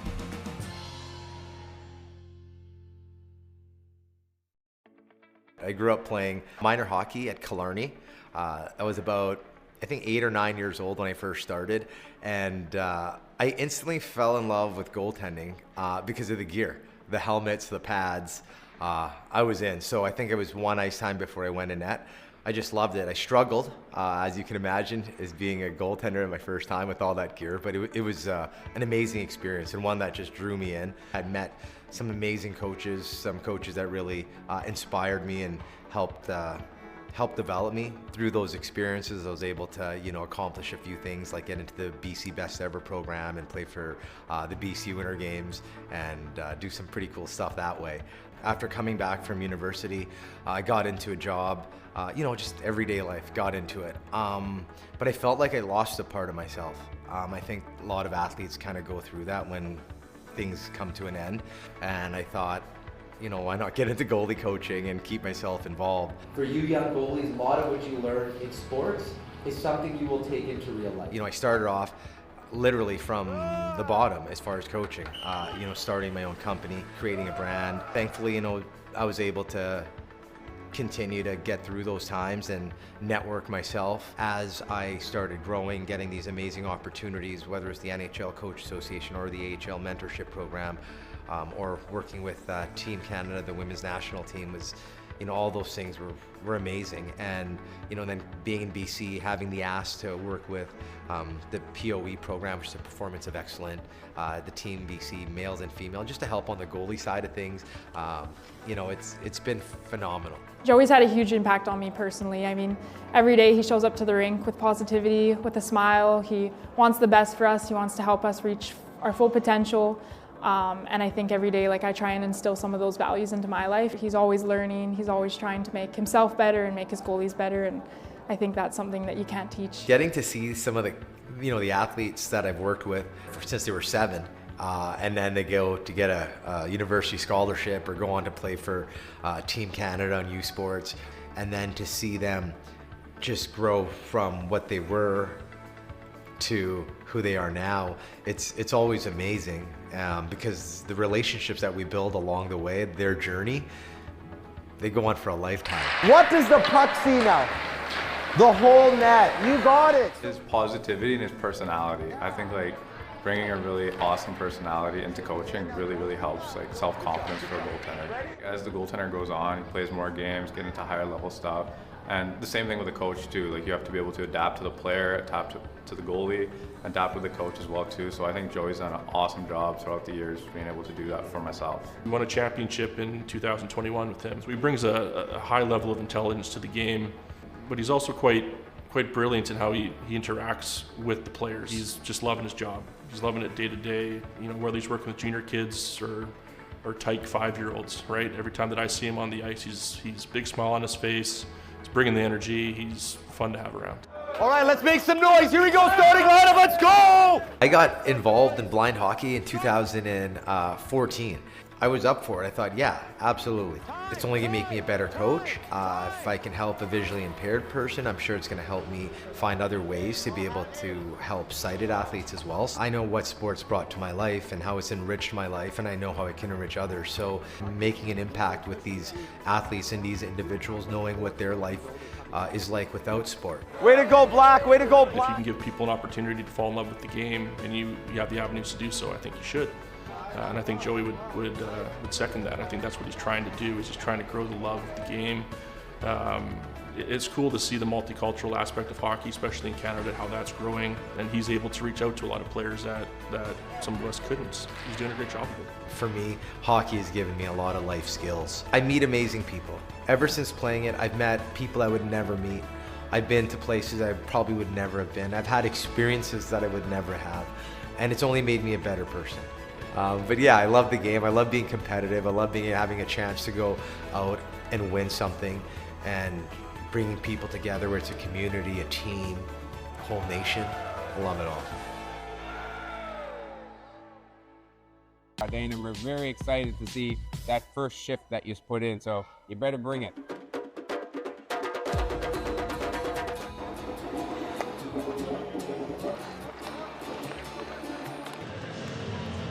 We are seconds away from the start of period number 3.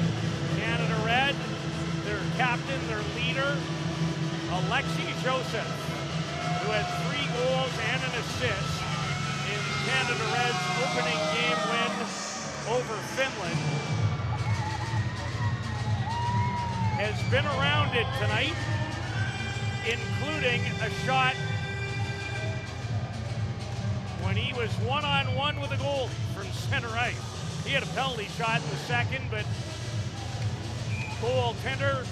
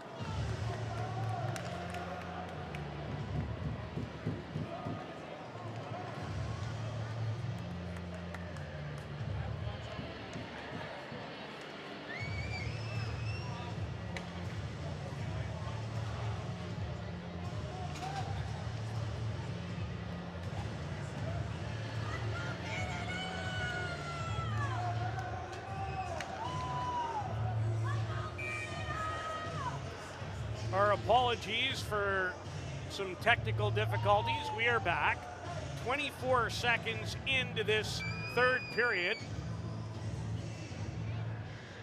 Diego Gutierrez has taken a penalty for the United States, so Canada 0 for 3 on their power play, have opportunity number 4. And Winters this time in great position, as he has been all night, to take one away from Brandon Wheat King, Chase Serkan, who let it go from the high slot area. It was 2-0 the United States after 1, 3-1 after 2. To the winner, a direct berth into Friday's semifinal. The loser would have a date in the quarterfinals on Thursday with Sweden. Cripps. It's a shot on target. Big rebound. Scooped up by Freddie Schneider. Carried to center and flipped down the ice. Even on the power play, at times, Canada looking for more second and third shot opportunities. The U.S. has done a nice job of keeping the front of their net clear, both on the penalty kill and 5-on-5. Would expect the Canadians to have even more of a shooting mentality in the third, even though they have 32 shots on goal. Winters has been excellent. Blake Chorney to Colt Carter. Looks at Ryerson Edgar in the bumper position. Elects to go back to the line. And Quinn Norman. Norman off the goal post. And there was Chorney with good traffic, net front, top of the crease. They run it off the top. Carter, one touch, but Chorney healed it. Carter, nice work on the retrieval. Colt Carter for Quinn Norman and Brock England. Norman. England. Headroom on the far side and just zipped it wide of the target. England again. Toe drag. Quality block. Ryerson Edgar. Big kick save by Eli Winters, who continues to shut the door for the Americans. Norman again. Holds. Down low for Chorney. Back to the top. And it jumped over the stick of Colt Carter as Gutierrez's penalty has expired. So Canada now 1 for 4 on the power play. The Cameron Warren goal in the opening seconds of the second was a power play goal. Ryerson Edgar, great diagonal pass. Boston Tate, but no rebound. So an early opportunity for Canada Red. Never really had that grade A chance. Brock England had a nice look through a seam, but fired it wide. And if you're Ryan McDonald's team, the outstanding 37-year-old head coach of not only this team, but of the Prince Albert Raiders, I would think you're just urging your group, keep pushing, keep pushing. And then don't get impatient and give away odd man attacks. Salvador in behind the net. Tang.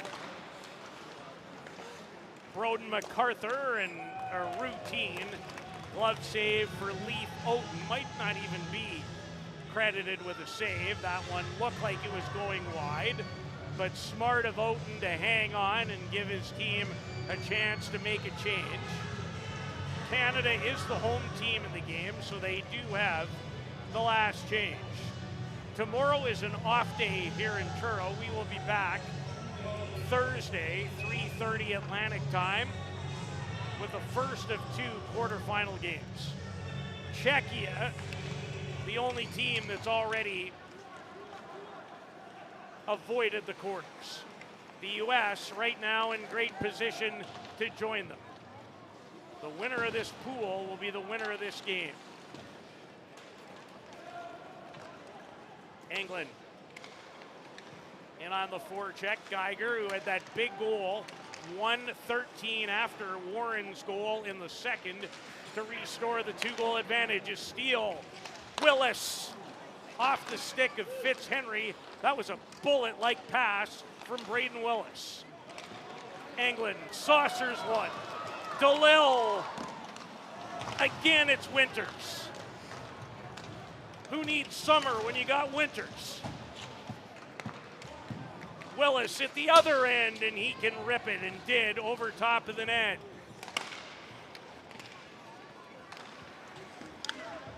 Thorson scoops it in, and Boston Tate finds his partner, but it's in his feet. Schneider! A glorious chance, but zipped it wide of the target. Pandolfo. There's Joseph. Alexei Joseph. One-handed to Serkan, and there's the U.S. in the middle of the rink, taking away time and space. Charlie Murata. Winters can do that too, but couldn't clear the zone. Murata, high slot. Ouch. Took a bite out of Finnegan Sears. And a penalty upcoming to Canada for the trip in the neutral zone. And it's going to be Charlie Murata, who had 2 goals and 2 assists in the opening game win over Finland, on his way to the penalty box. And the U.S. with their 3rd power play of the game. And potentially a chance to deliver a knockout punch in this final round robin game with a berth in a semifinal on the line to the winner.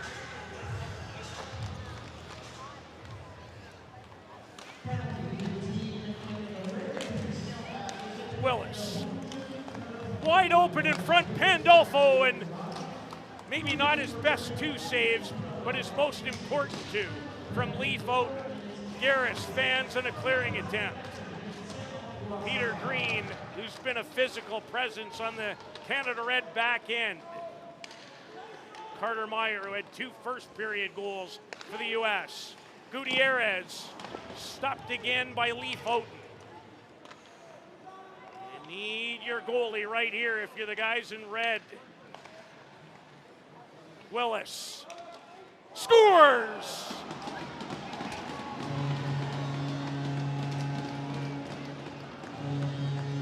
Braden Willis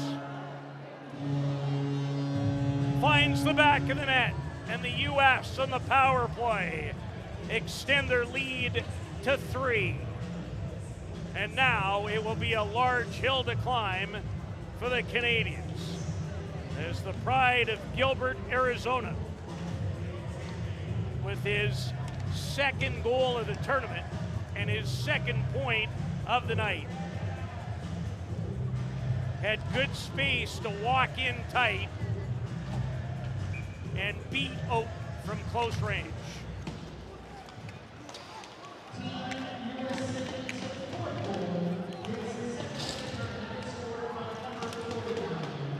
Chorney has Ryerson Edgar with him. Chorney tried to shoot for a rebound that time.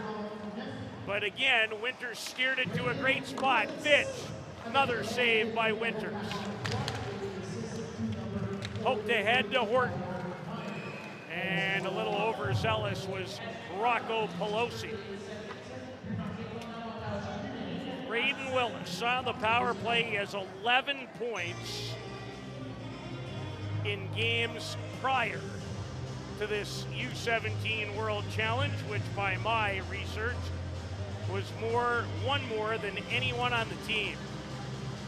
And he has a huge goal that has moved the United States a little closer to a direct berth into a semifinal game here on Friday.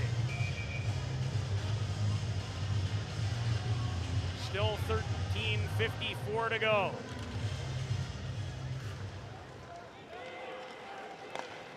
Cripps.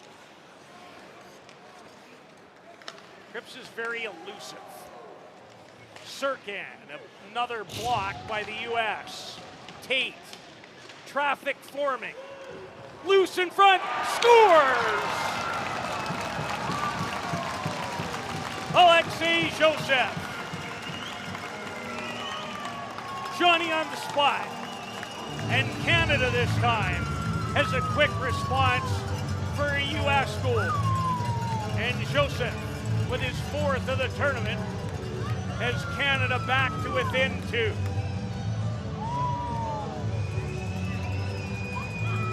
Five goals and 5 assists so far this year for the St. John Sea Dogs of the Quebec Maritime Junior League. And that was a critical goal.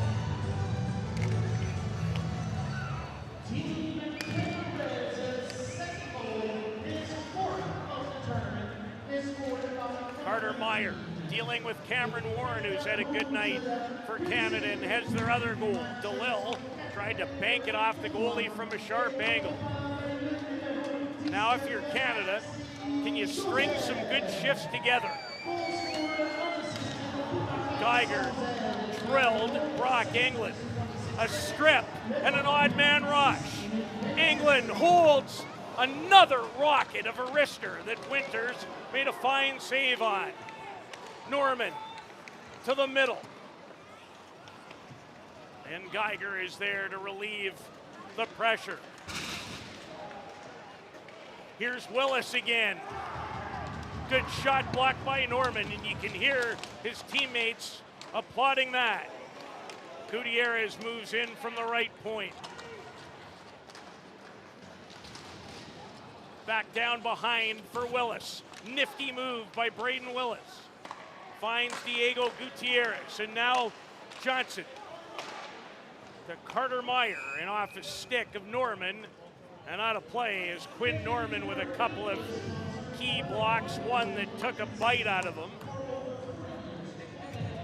Right after the Joseph goal, Canada with almost a 4-on-1 that developed.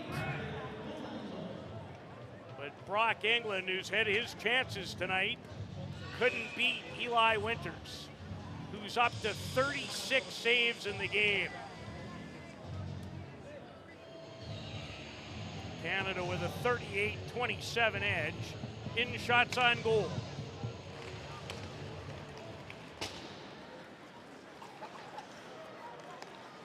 Gutierrez. Oaten will play the rim. Backhands it up the boards for Blake Chorney. Nice touch for Ryerson Edgar, who moves in on right wing. Edgar behind the net for Benjamin Vitch. Returns the favor. Edgar off the skate of Colt Carter, who had room back door, but it didn't connect with him. And that's what the U.S. does. They're so quick in transition. Not to say the Canadians aren't too. Another chance for the Canadians.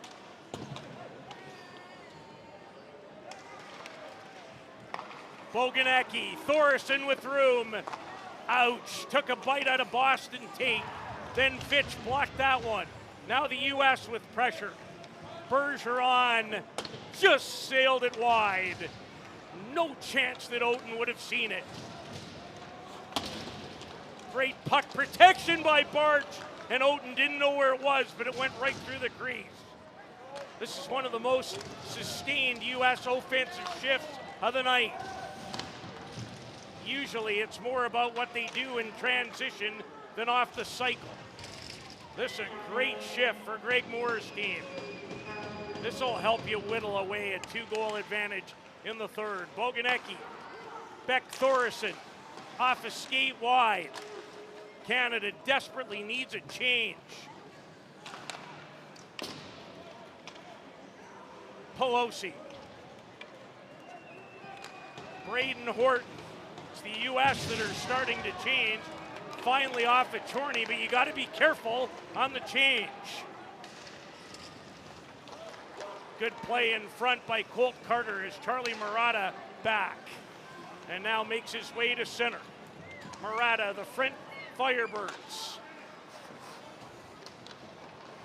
MacArthur up the boards. Joseph with that long reach. Cripps. Brock Cripps. Spinning, turning. Has it again. Traffic. That's been the plan. The U.S.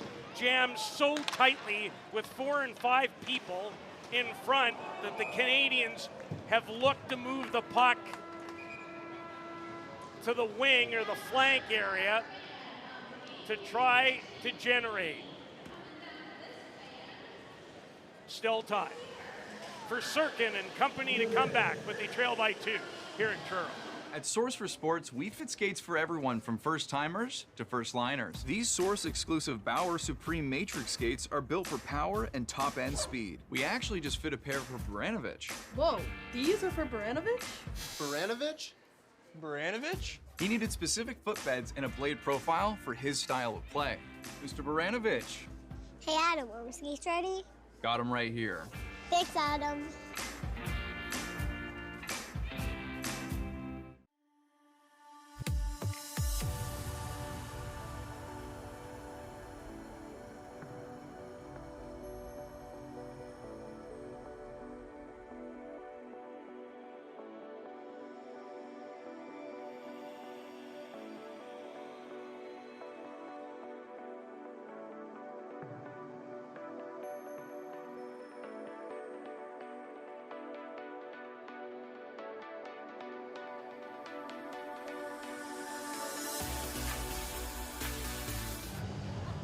So many great events coming your way internationally. Canada's national women's team getting ready for the Olympics, about to start the rivalry series against the United States. We've got a major women's U18 event going on right now on HN Live in Newfoundland. Got the Para Cup coming up. I love it. Murata back out with Joseph and Serkan.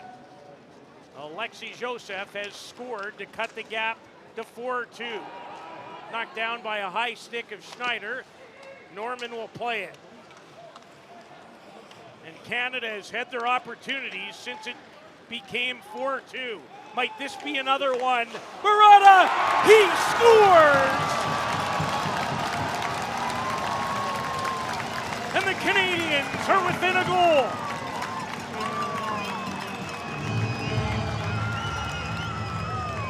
Charlie Murata has his third. You talk about good transition. There was great transition. Cross ice, and Murata made absolutely no mistake. And now we're headed down the stretch for a great finish as Canada, after a goal by Braden Willis earlier in the period, trailed by 3. But now, after goals by Joseph and Murata, they're back to within 1. England off of Max DeLille. Easton Johnson wasn't sure where it was, but he recovered. And now it's Willis, Carter Meyer, and Lee Foten. A couple of big saves to keep it as a 1-goal difference. First off of Meyer looking for the hat trick, and then he made the save off the trailer. The best 16-year-olds in the world going at one another here all week in Truro, and they are putting on a show.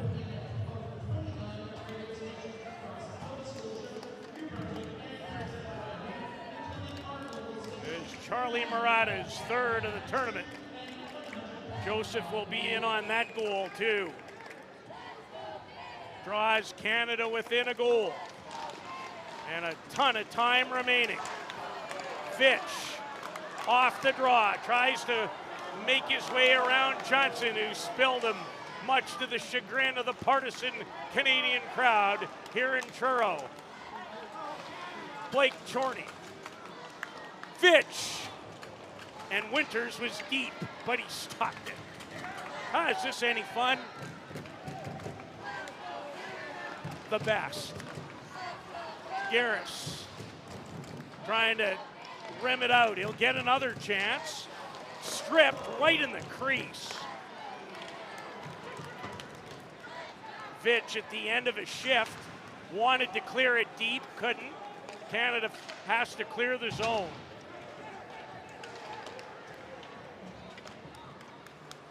Need a breath. Cripps engineers his way in. He's upended. This time there will be a penalty. And the Canadians, who have one power play goal tonight, are headed back to the power play for the 5th time. 7:56 to go at 4-1. We wondered if that deficit might be too much. Not so much. Back out comes Joseph. What a great pass by Chase Serkin, by the way, to set up Murata. They're both out there. Joseph, Cripps for Alexi Joseph. Finds Brock Cripps, the Prince Albert Raider. Murata, who's just scored. Joseph into the bumper. Chopped away from Serkin by Jake Boganecki, who played it perfectly.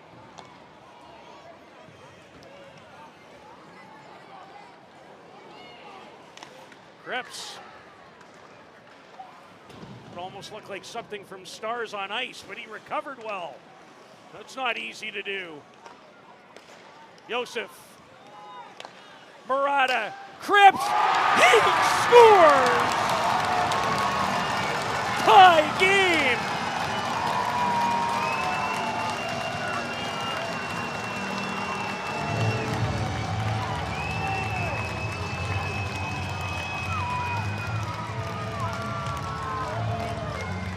Brock Cripps has his first goal of the season, period.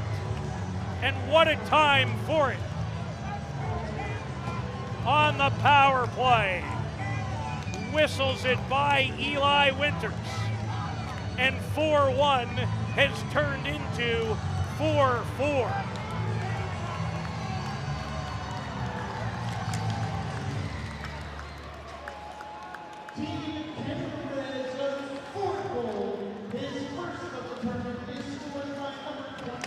Fitch backhands it in.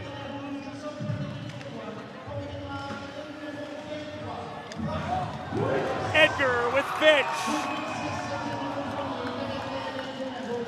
Offside at the line. So Canada trailed 4-1 after a Braden Willis power play goal, 5:38. But a key goal in the game was the goal by Joseph. It turned it into 4-2 less than a minute later. Murata at 10:40, and now Brock Cripps on the power play has drawn Canada even.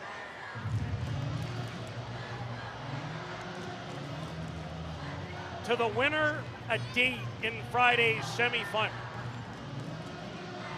To the team that falls short, a date Thursday in a quarterfinal with Sweden.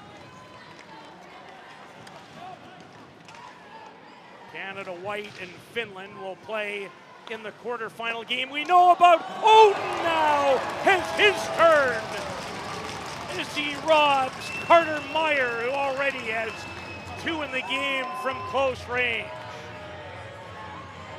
And that's the third really good save by Oden since the game was 4-1 for the Americans.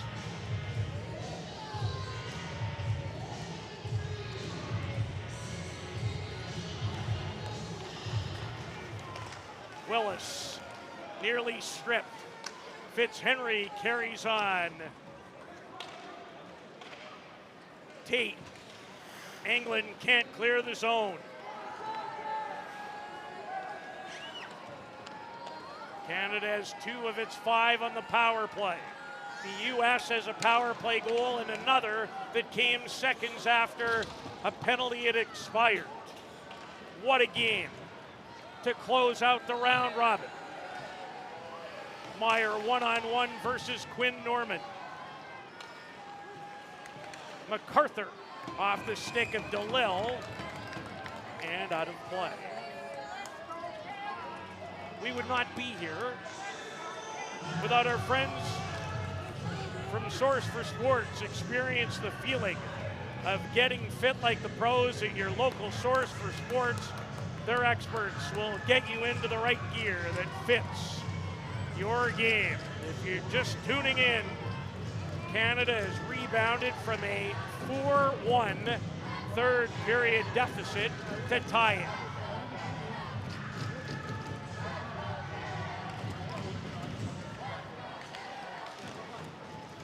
Geiger off Murata's stick. Somehow they hold it in. Pandolfo, nice feed. Geiger blocked by Murata, and Sirkin takes the return pass. What a play Sirkin made earlier in the period on the goal by Murata. On a 3-on-2 that was executed beautifully. Middle lane drive, open the seam. Murata, quick wrister into the far side of the net.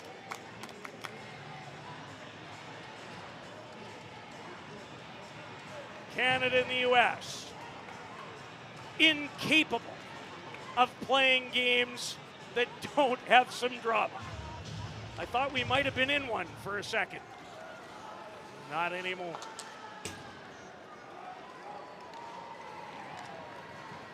Freddie Schneider. Tate on the stick of Serkan. They've played together before, helped the Regina Pat Canadians win a TELUS U18 Canadian Championship last year in Chilliwack.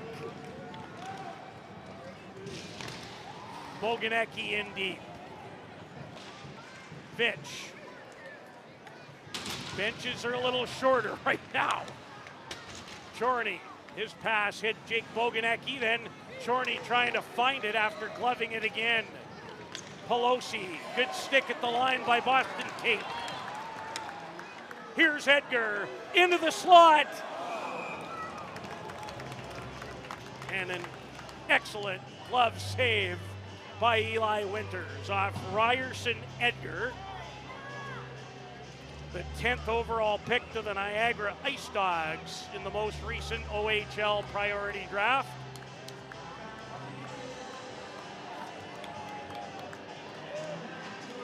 And has 5 goals so far this year for the Ice Dogs.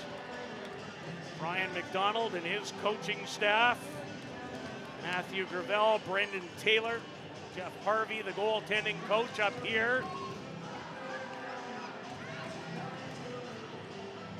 Nervous times.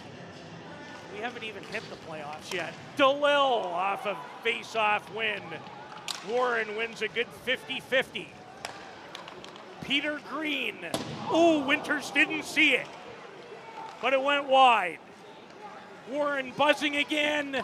Winters just enough. Canada with the heat on, trying to take the lead for the first time.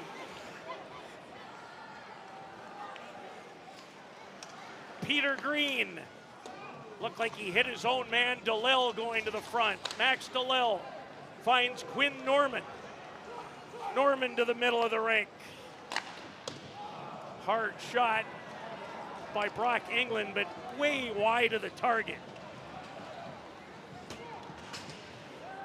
Chipped in by DeLille, who will head off on a change. 3:45 to go in regulation. Broden MacArthur, nice move at center, and he'll shoot it in.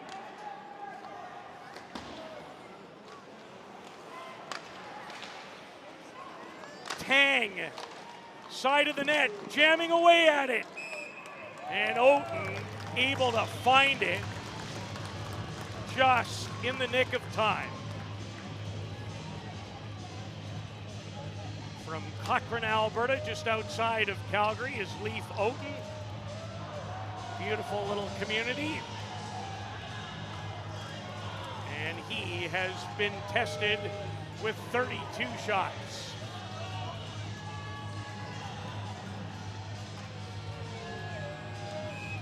Who will be the hero in this one?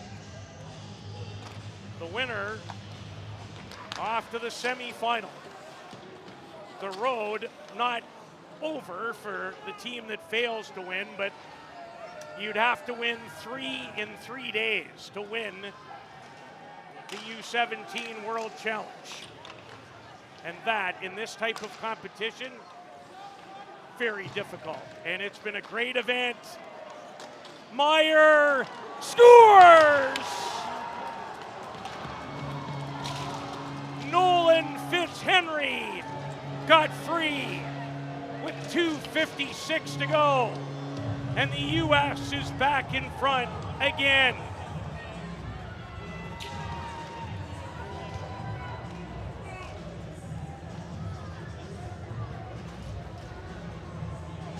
Nolan Fitzhenry's first of the tournament puts the U.S. back in front. What a hockey game.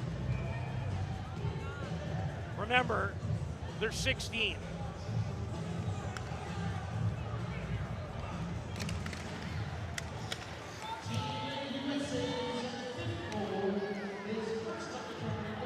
This will be icing.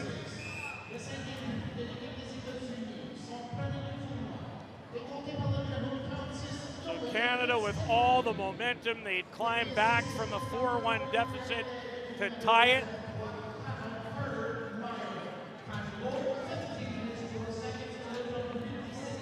And Nolan Fitzhenry from Andover, Minnesota, has them back in front again. Murata. How much ice time has this line had tonight? There's a penalty. So Canada, who has 2 of their goals on the power play,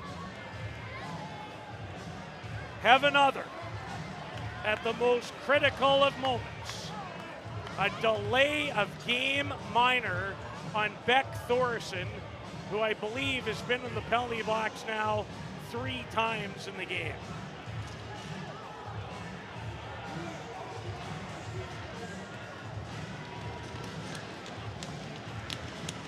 Canada tied it at 4 moments ago on Brock Cripps' power play goal. He's back out there, same cast of characters on this top unit. Cripps into the skates of Murata, who's had another big offensive night here in Truro. So is Joseph. But Meyer with some excellent penalty killing work. And how long might the Canadians wait to remove their goalie? It's a little early, I would say, yet.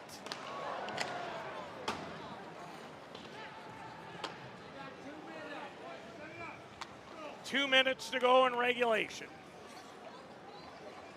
Cripps. Joseph. Serkan.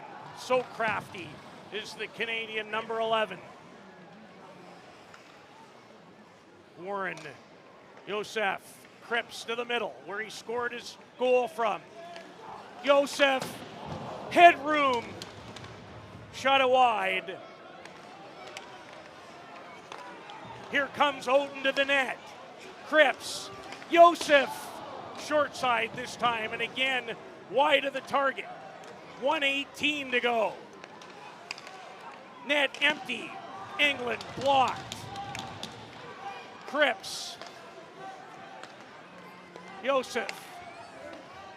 Warren. Murata shot. Saved by Winters and a clear. Last minute of the third. England turning, finds Alexei Joseph. Downhill, Warren, he scores!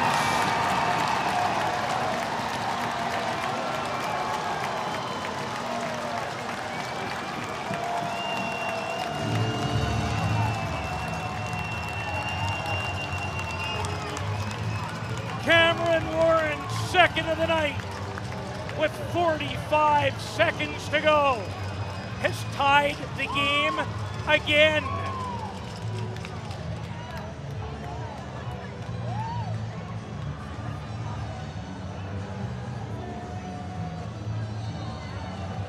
The down low pass.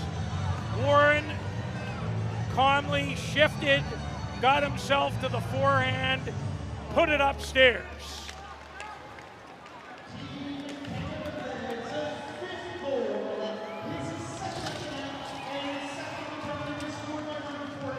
Chorney off a body into the corner. Fitzhenry to Willis. Tate for Blake Chorney. Tried to leave it for Fitch. Now it might be an odd man the other way. Willis, toe drag. Upstairs, shot it wide. 10 to go. Diving play and a beauty by Fitzhenry. One last crack. 60, not enough. And nor should it be. I need a lozenge. We're coming back with overtime in a couple of minutes. from the Under-17 World Hockey Challenge on HN Live. At Source for Sports, we fit skates for everyone from first-timers to first-liners. These Source-exclusive Bauer Supreme Matrix skates are built for power and top-end speed. We actually just fit a pair for Baranovich. Whoa, these are for Baranovich? Baranovich? Baranovich? He needed specific footbeds and a blade profile for his style of play. Mr. Baranovich. Hey Adam, are my skates ready? Got him right here. Thanks, Adam.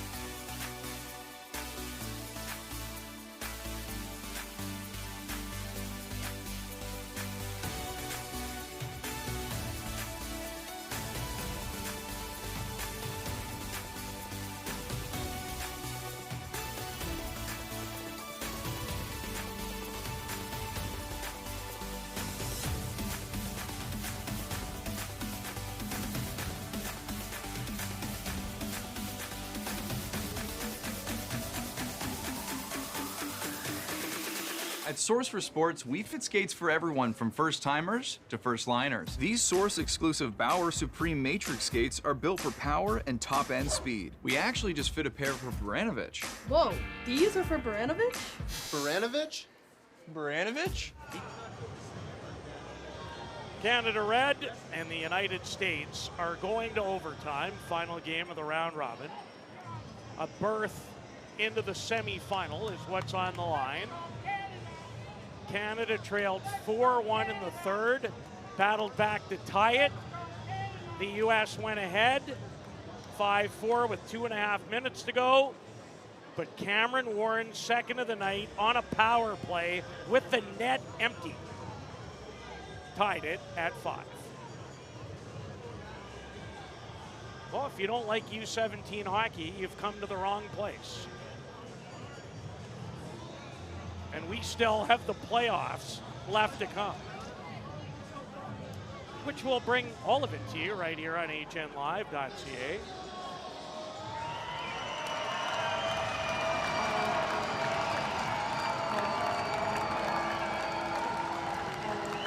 Sweden beat Czechia in an overtime game earlier today, but Czechia needed 1 point in that game to clinch first. They're in the semifinals. Canada white and Finland in one quarter. Sweden and whoever does not find a way in this one.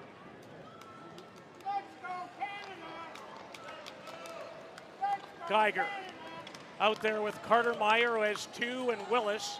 All 3 of these guys have scored for the U.S. Murata with Cripps and Joseph, and that's out of play. Canada with 3 power play goals in the game, including one by that gentleman, Brock Cripps, who tied it at 4.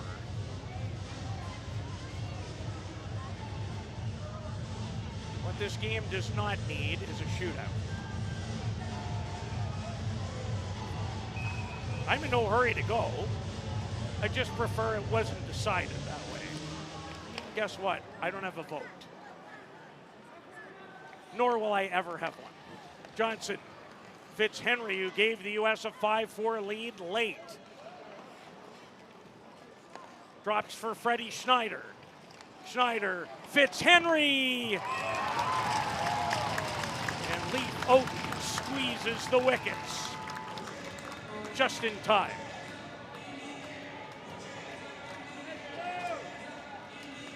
.43-34 of the shots, in case you're wondering. in favor of Canada. Red. Two Canadian teams here at this U17 World Challenge.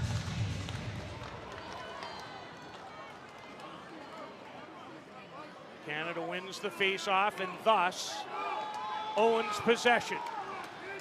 Cripps turned back by Fitzhenry.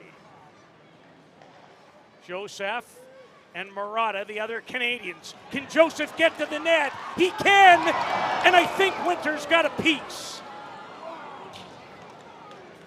That close. Murata. He's stripped of it by Sears. Now Joseph steals it from him. By himself is Alexis Joseph. England has had so many looks tonight. Cripps.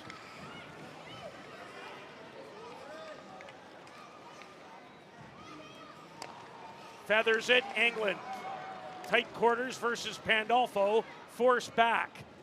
Cripps might want to think about a change. Brock England with a step. England! Another great chance, but shot it wide. Here comes the U.S. Gutierrez is with his man. Gutierrez flips it over top of the cage.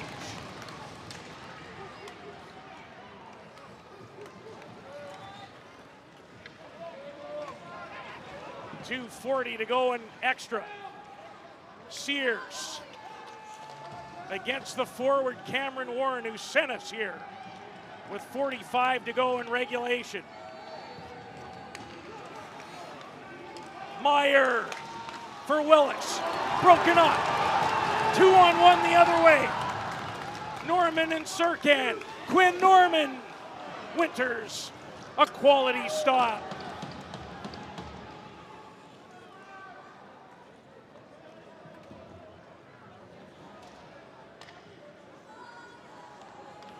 Two to go in overtime.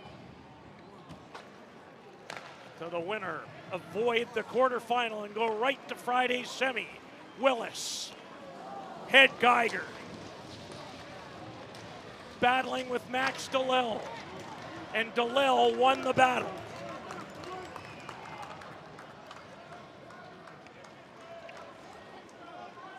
Boston Tate, dangerous. With Carter Meyer lurking, who scored twice. Canada wants to change. Back come the big three again. Murata, Joseph, Cripps, Charlie, Murata. Forced to the corner effectively by Geiger. Cripps stole, Cripps robbed by Winters. What a chance for Cripps to end it. Couldn't.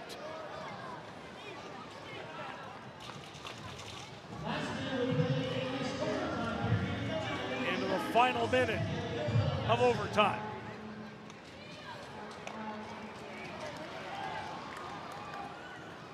Cripps, such an elusive skater. Ryerson, Edgar, trying to jam it home, and the net comes off. Good cut to the front by Edgar. But Eli Winters shut him down.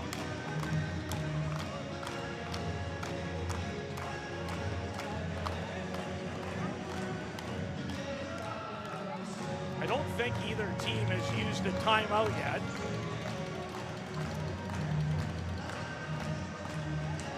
And because Edgar forced the net off, face-off comes outside the American line.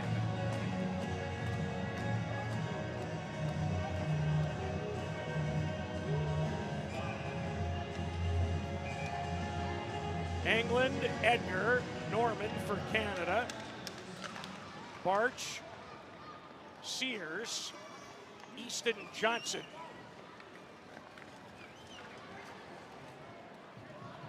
Johnson drops it off. Sears. Johnson poked away by England. Tight turn by Sears. 15 to go. Sears. Blocked by Edgar. Quinn Norman, great reverse. What did I say about the shootout? We're going to have one. And we're going to take another break before we give it to you. The drama continues in Truro on HN Live. At Source for Sports, we fit skates for everyone from first-timers to first-liners. These Source-exclusive Bauer Supreme Matrix skates are built for power and top-end speed. We actually just fit a pair for Baranovich. Whoa, these are for Baranovich? Baranovich? Baranovich? He needed specific footbeds and a blade profile for his style of play. Mr. Baranovich.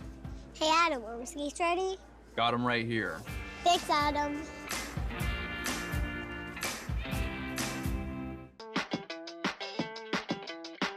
Hi, I'm Danielle Serdachny. I'm here in Leduc for the World Girls Ice Hockey Weekend. There are 67 events across Canada with 12,000 participants. So Leduc Minor Hockey Association is one of 5 associations across Alberta hosting events this year. Just being here today with all these girls and seeing how they have dreams and aspirations of playing hockey one day. It's so important that they're able to see it, whether that be across the media or on TV or in person. So I think just being here is really special for myself and hopefully for them to know that if they can see it, they can be it. It's a celebration of female hockey. It's not only just the players, but it's about the moms and the supporters, the coaches, everybody that's involved. Leduc has been growing our female program for a number of years, and it's one of these things where I really feel it's important to highlight how important it is to have female hockey in Leduc. I think it's so important to celebrate the game like this. Being here is really special for me too, because it kind of puts everything into perspective for me as a hockey player, and hopefully they can have someone to look up to as well.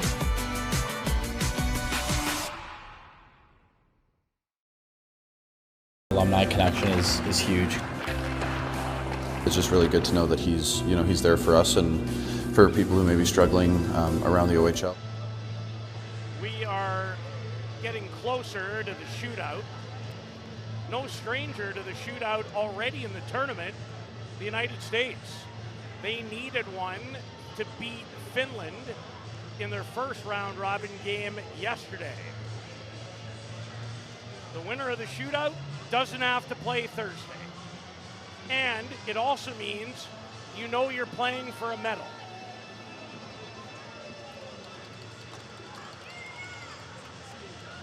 How'd you like to be the goalie's parents? No, thank you.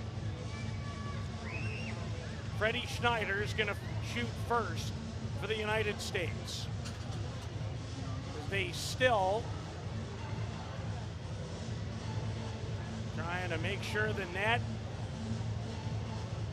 is in the right place. That was a lengthy shootout resurface. Some good chances in overtime, but no goals. Here comes Schneider.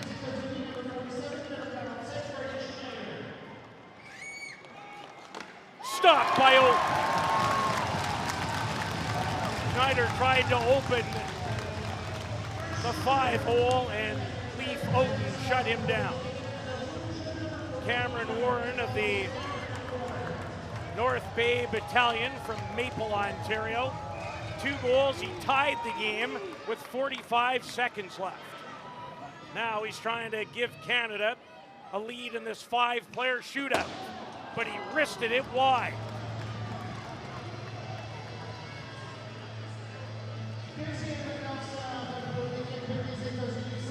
And here comes Finnegan Sears. See what his approach is. He weaves the other way. And Oaten stayed right with him.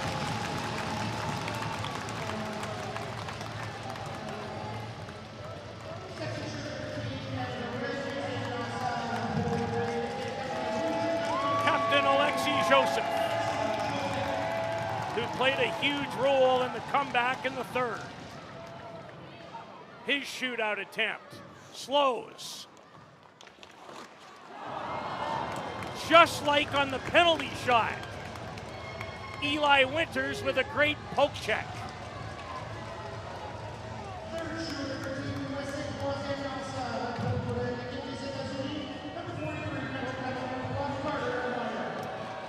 Carter Meyer. Scores.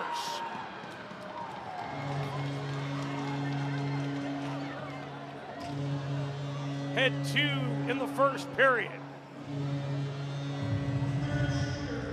And set up another. So the U.S. lead. Charlie Murata is the third Canadian shooter. Scores!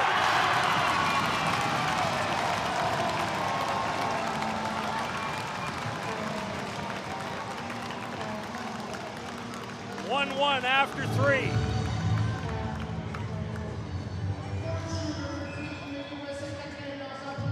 The dangerous Braden Willis. Willis, stop!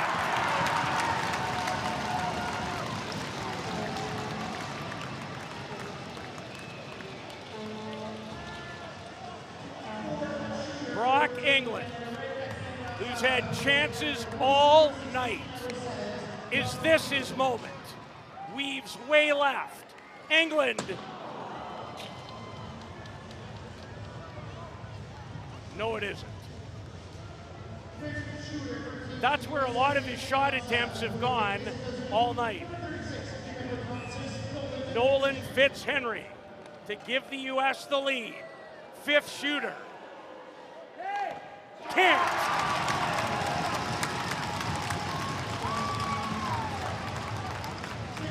And a chance now for Chase Sirkin to win it and propel Canada Red directly into a semifinal on Friday. Sirkin.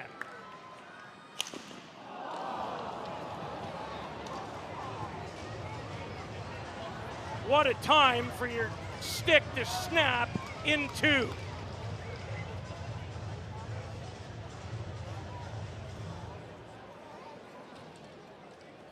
So 5 shooters isn't enough either.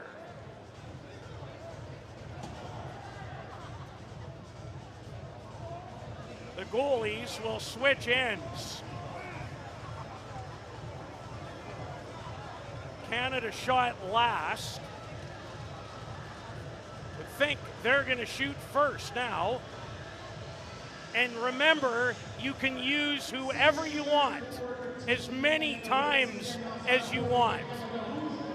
So it's Murata. Charlie Murata. No siree, says Eli Winters.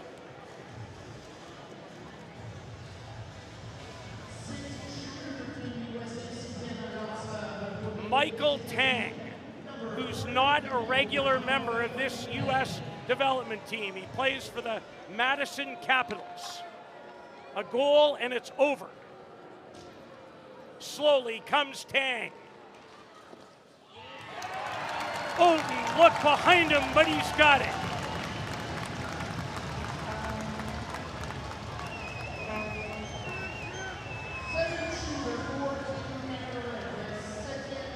So Alexei Joseph has missed on a penalty shot in game and once in the shootout. Tries to put the Canadians ahead. So calm and cool is Eli Winters.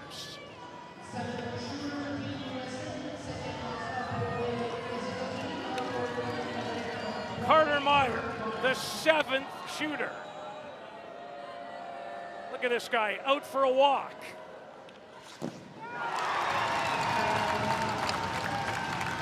Oden shut the door. Get a snack, folks. We might be here all night.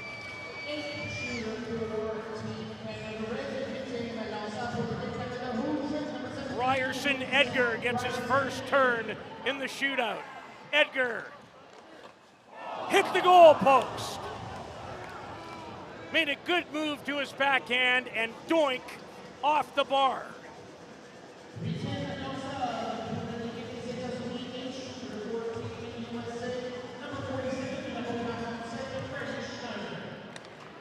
Freddie Schneider to end it. And he did!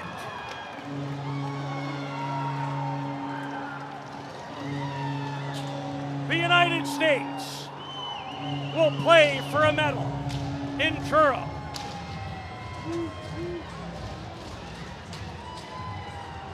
As they down Canada Red in a classic. 6-5 in a shootout. They finish first in this pool. And Canada Red will have a full day off to regroup and get ready for a quarterfinal game with Sweden. We'll take a break and be back in a couple of moments. The United States, 2 shootout wins, enough to win their group and play in a semifinal on Friday. Back with more from Truro after this.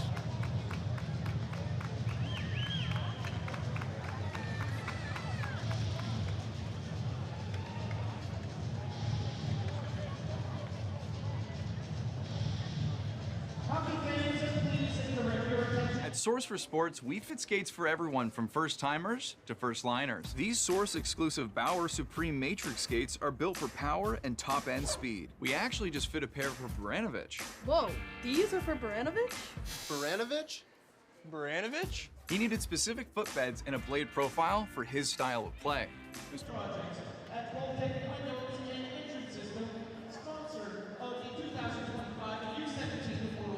What a hockey game to wind up the round robin as we select each team's respective player of the game. As the United States with a 6-5 shootout win on their way to the semifinal. Joueur du match pour l'équipe Canada Rouge, number 23, numéro 23, Brock Cripps.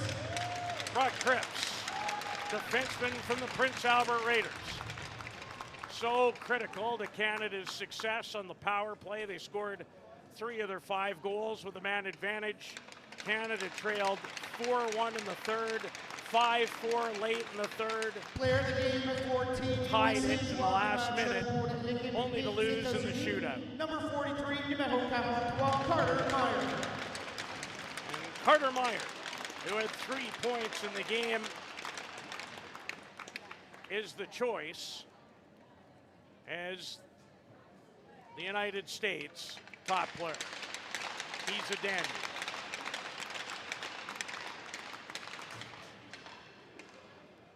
And as is the custom in international play, please rise, and if you are able to remove your hats and caps, the anthem of the United States of America. Team USA.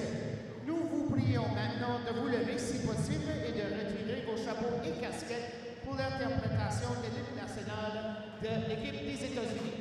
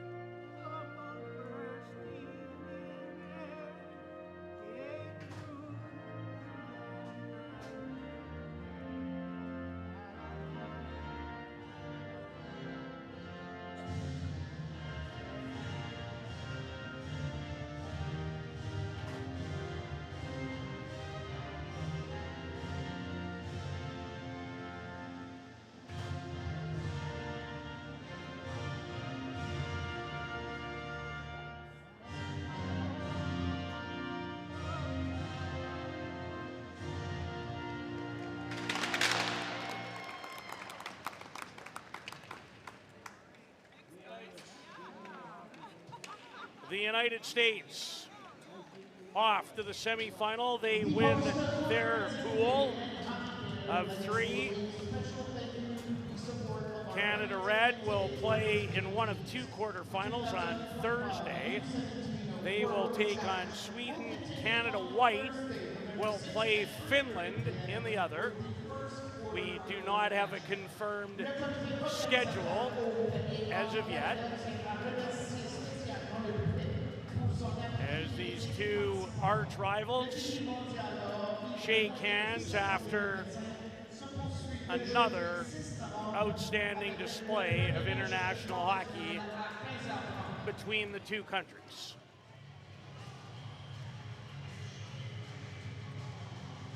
And we are waiting to chat with a Team USA member.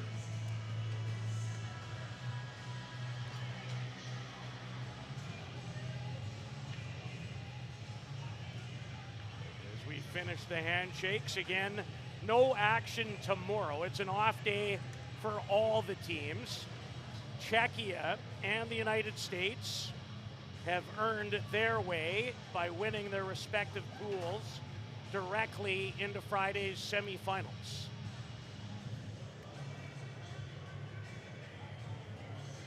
The 4 other teams will try to keep their tournament hopes alive in the quarters on Thursday.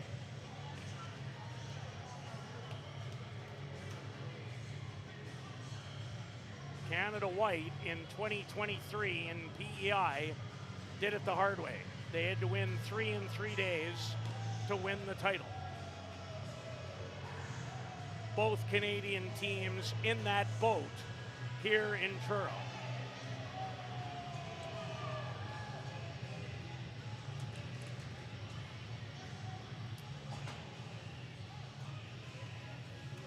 Carter Meyer is with us, a member of the winning team in a shootout.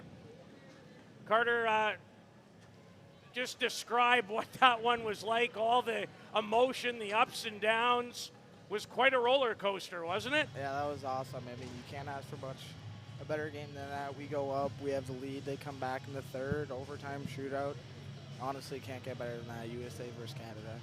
No, you guys never disappoint. It's almost like you can't. If there was 1 or 2 things for your team that made the difference tonight in your eyes, what might they have been? I would say being a group, like everyone in here loves all of each other. We're all super close with each other. We spend every second of the day together. We do everything together. Like, this is a very close group, and that helps us in every single game. Carter, a special night for you, 3 points in your team, a well-deserved trip, and we'll see you on Friday. Thank you. Have a good day. Carter Meyer, player of the game for the United States, 2 goals and an assist. So again, the U.S. finishes first. Czechia won their group earlier today, despite the fact that they lost to Sweden in overtime. So the semifinal matchups are set for Thursday. Canada Red, Sweden, Canada White, and Finland. We are not sure yet which game goes first. We know one's at 3:30, the other is at 7:30. For Dave Dawson, Eric Serkey, I'm Peter Loubardias. If you didn't enjoy this one, you don't like the sport of hockey. Good night from Truro. At Source for Sports, we fit skates for everyone from first-timers to first-liners. These Source-exclusive Bauer Supreme Matrix skates are built for power and top-end speed. We actually just fit a pair for Baranovic. Whoa, these are for Baranovic? Baranovic? Baranovic? He needed specific footbeds and a blade profile for his style of play. Mr. Baranovic. Hey, Adam, are my skates ready?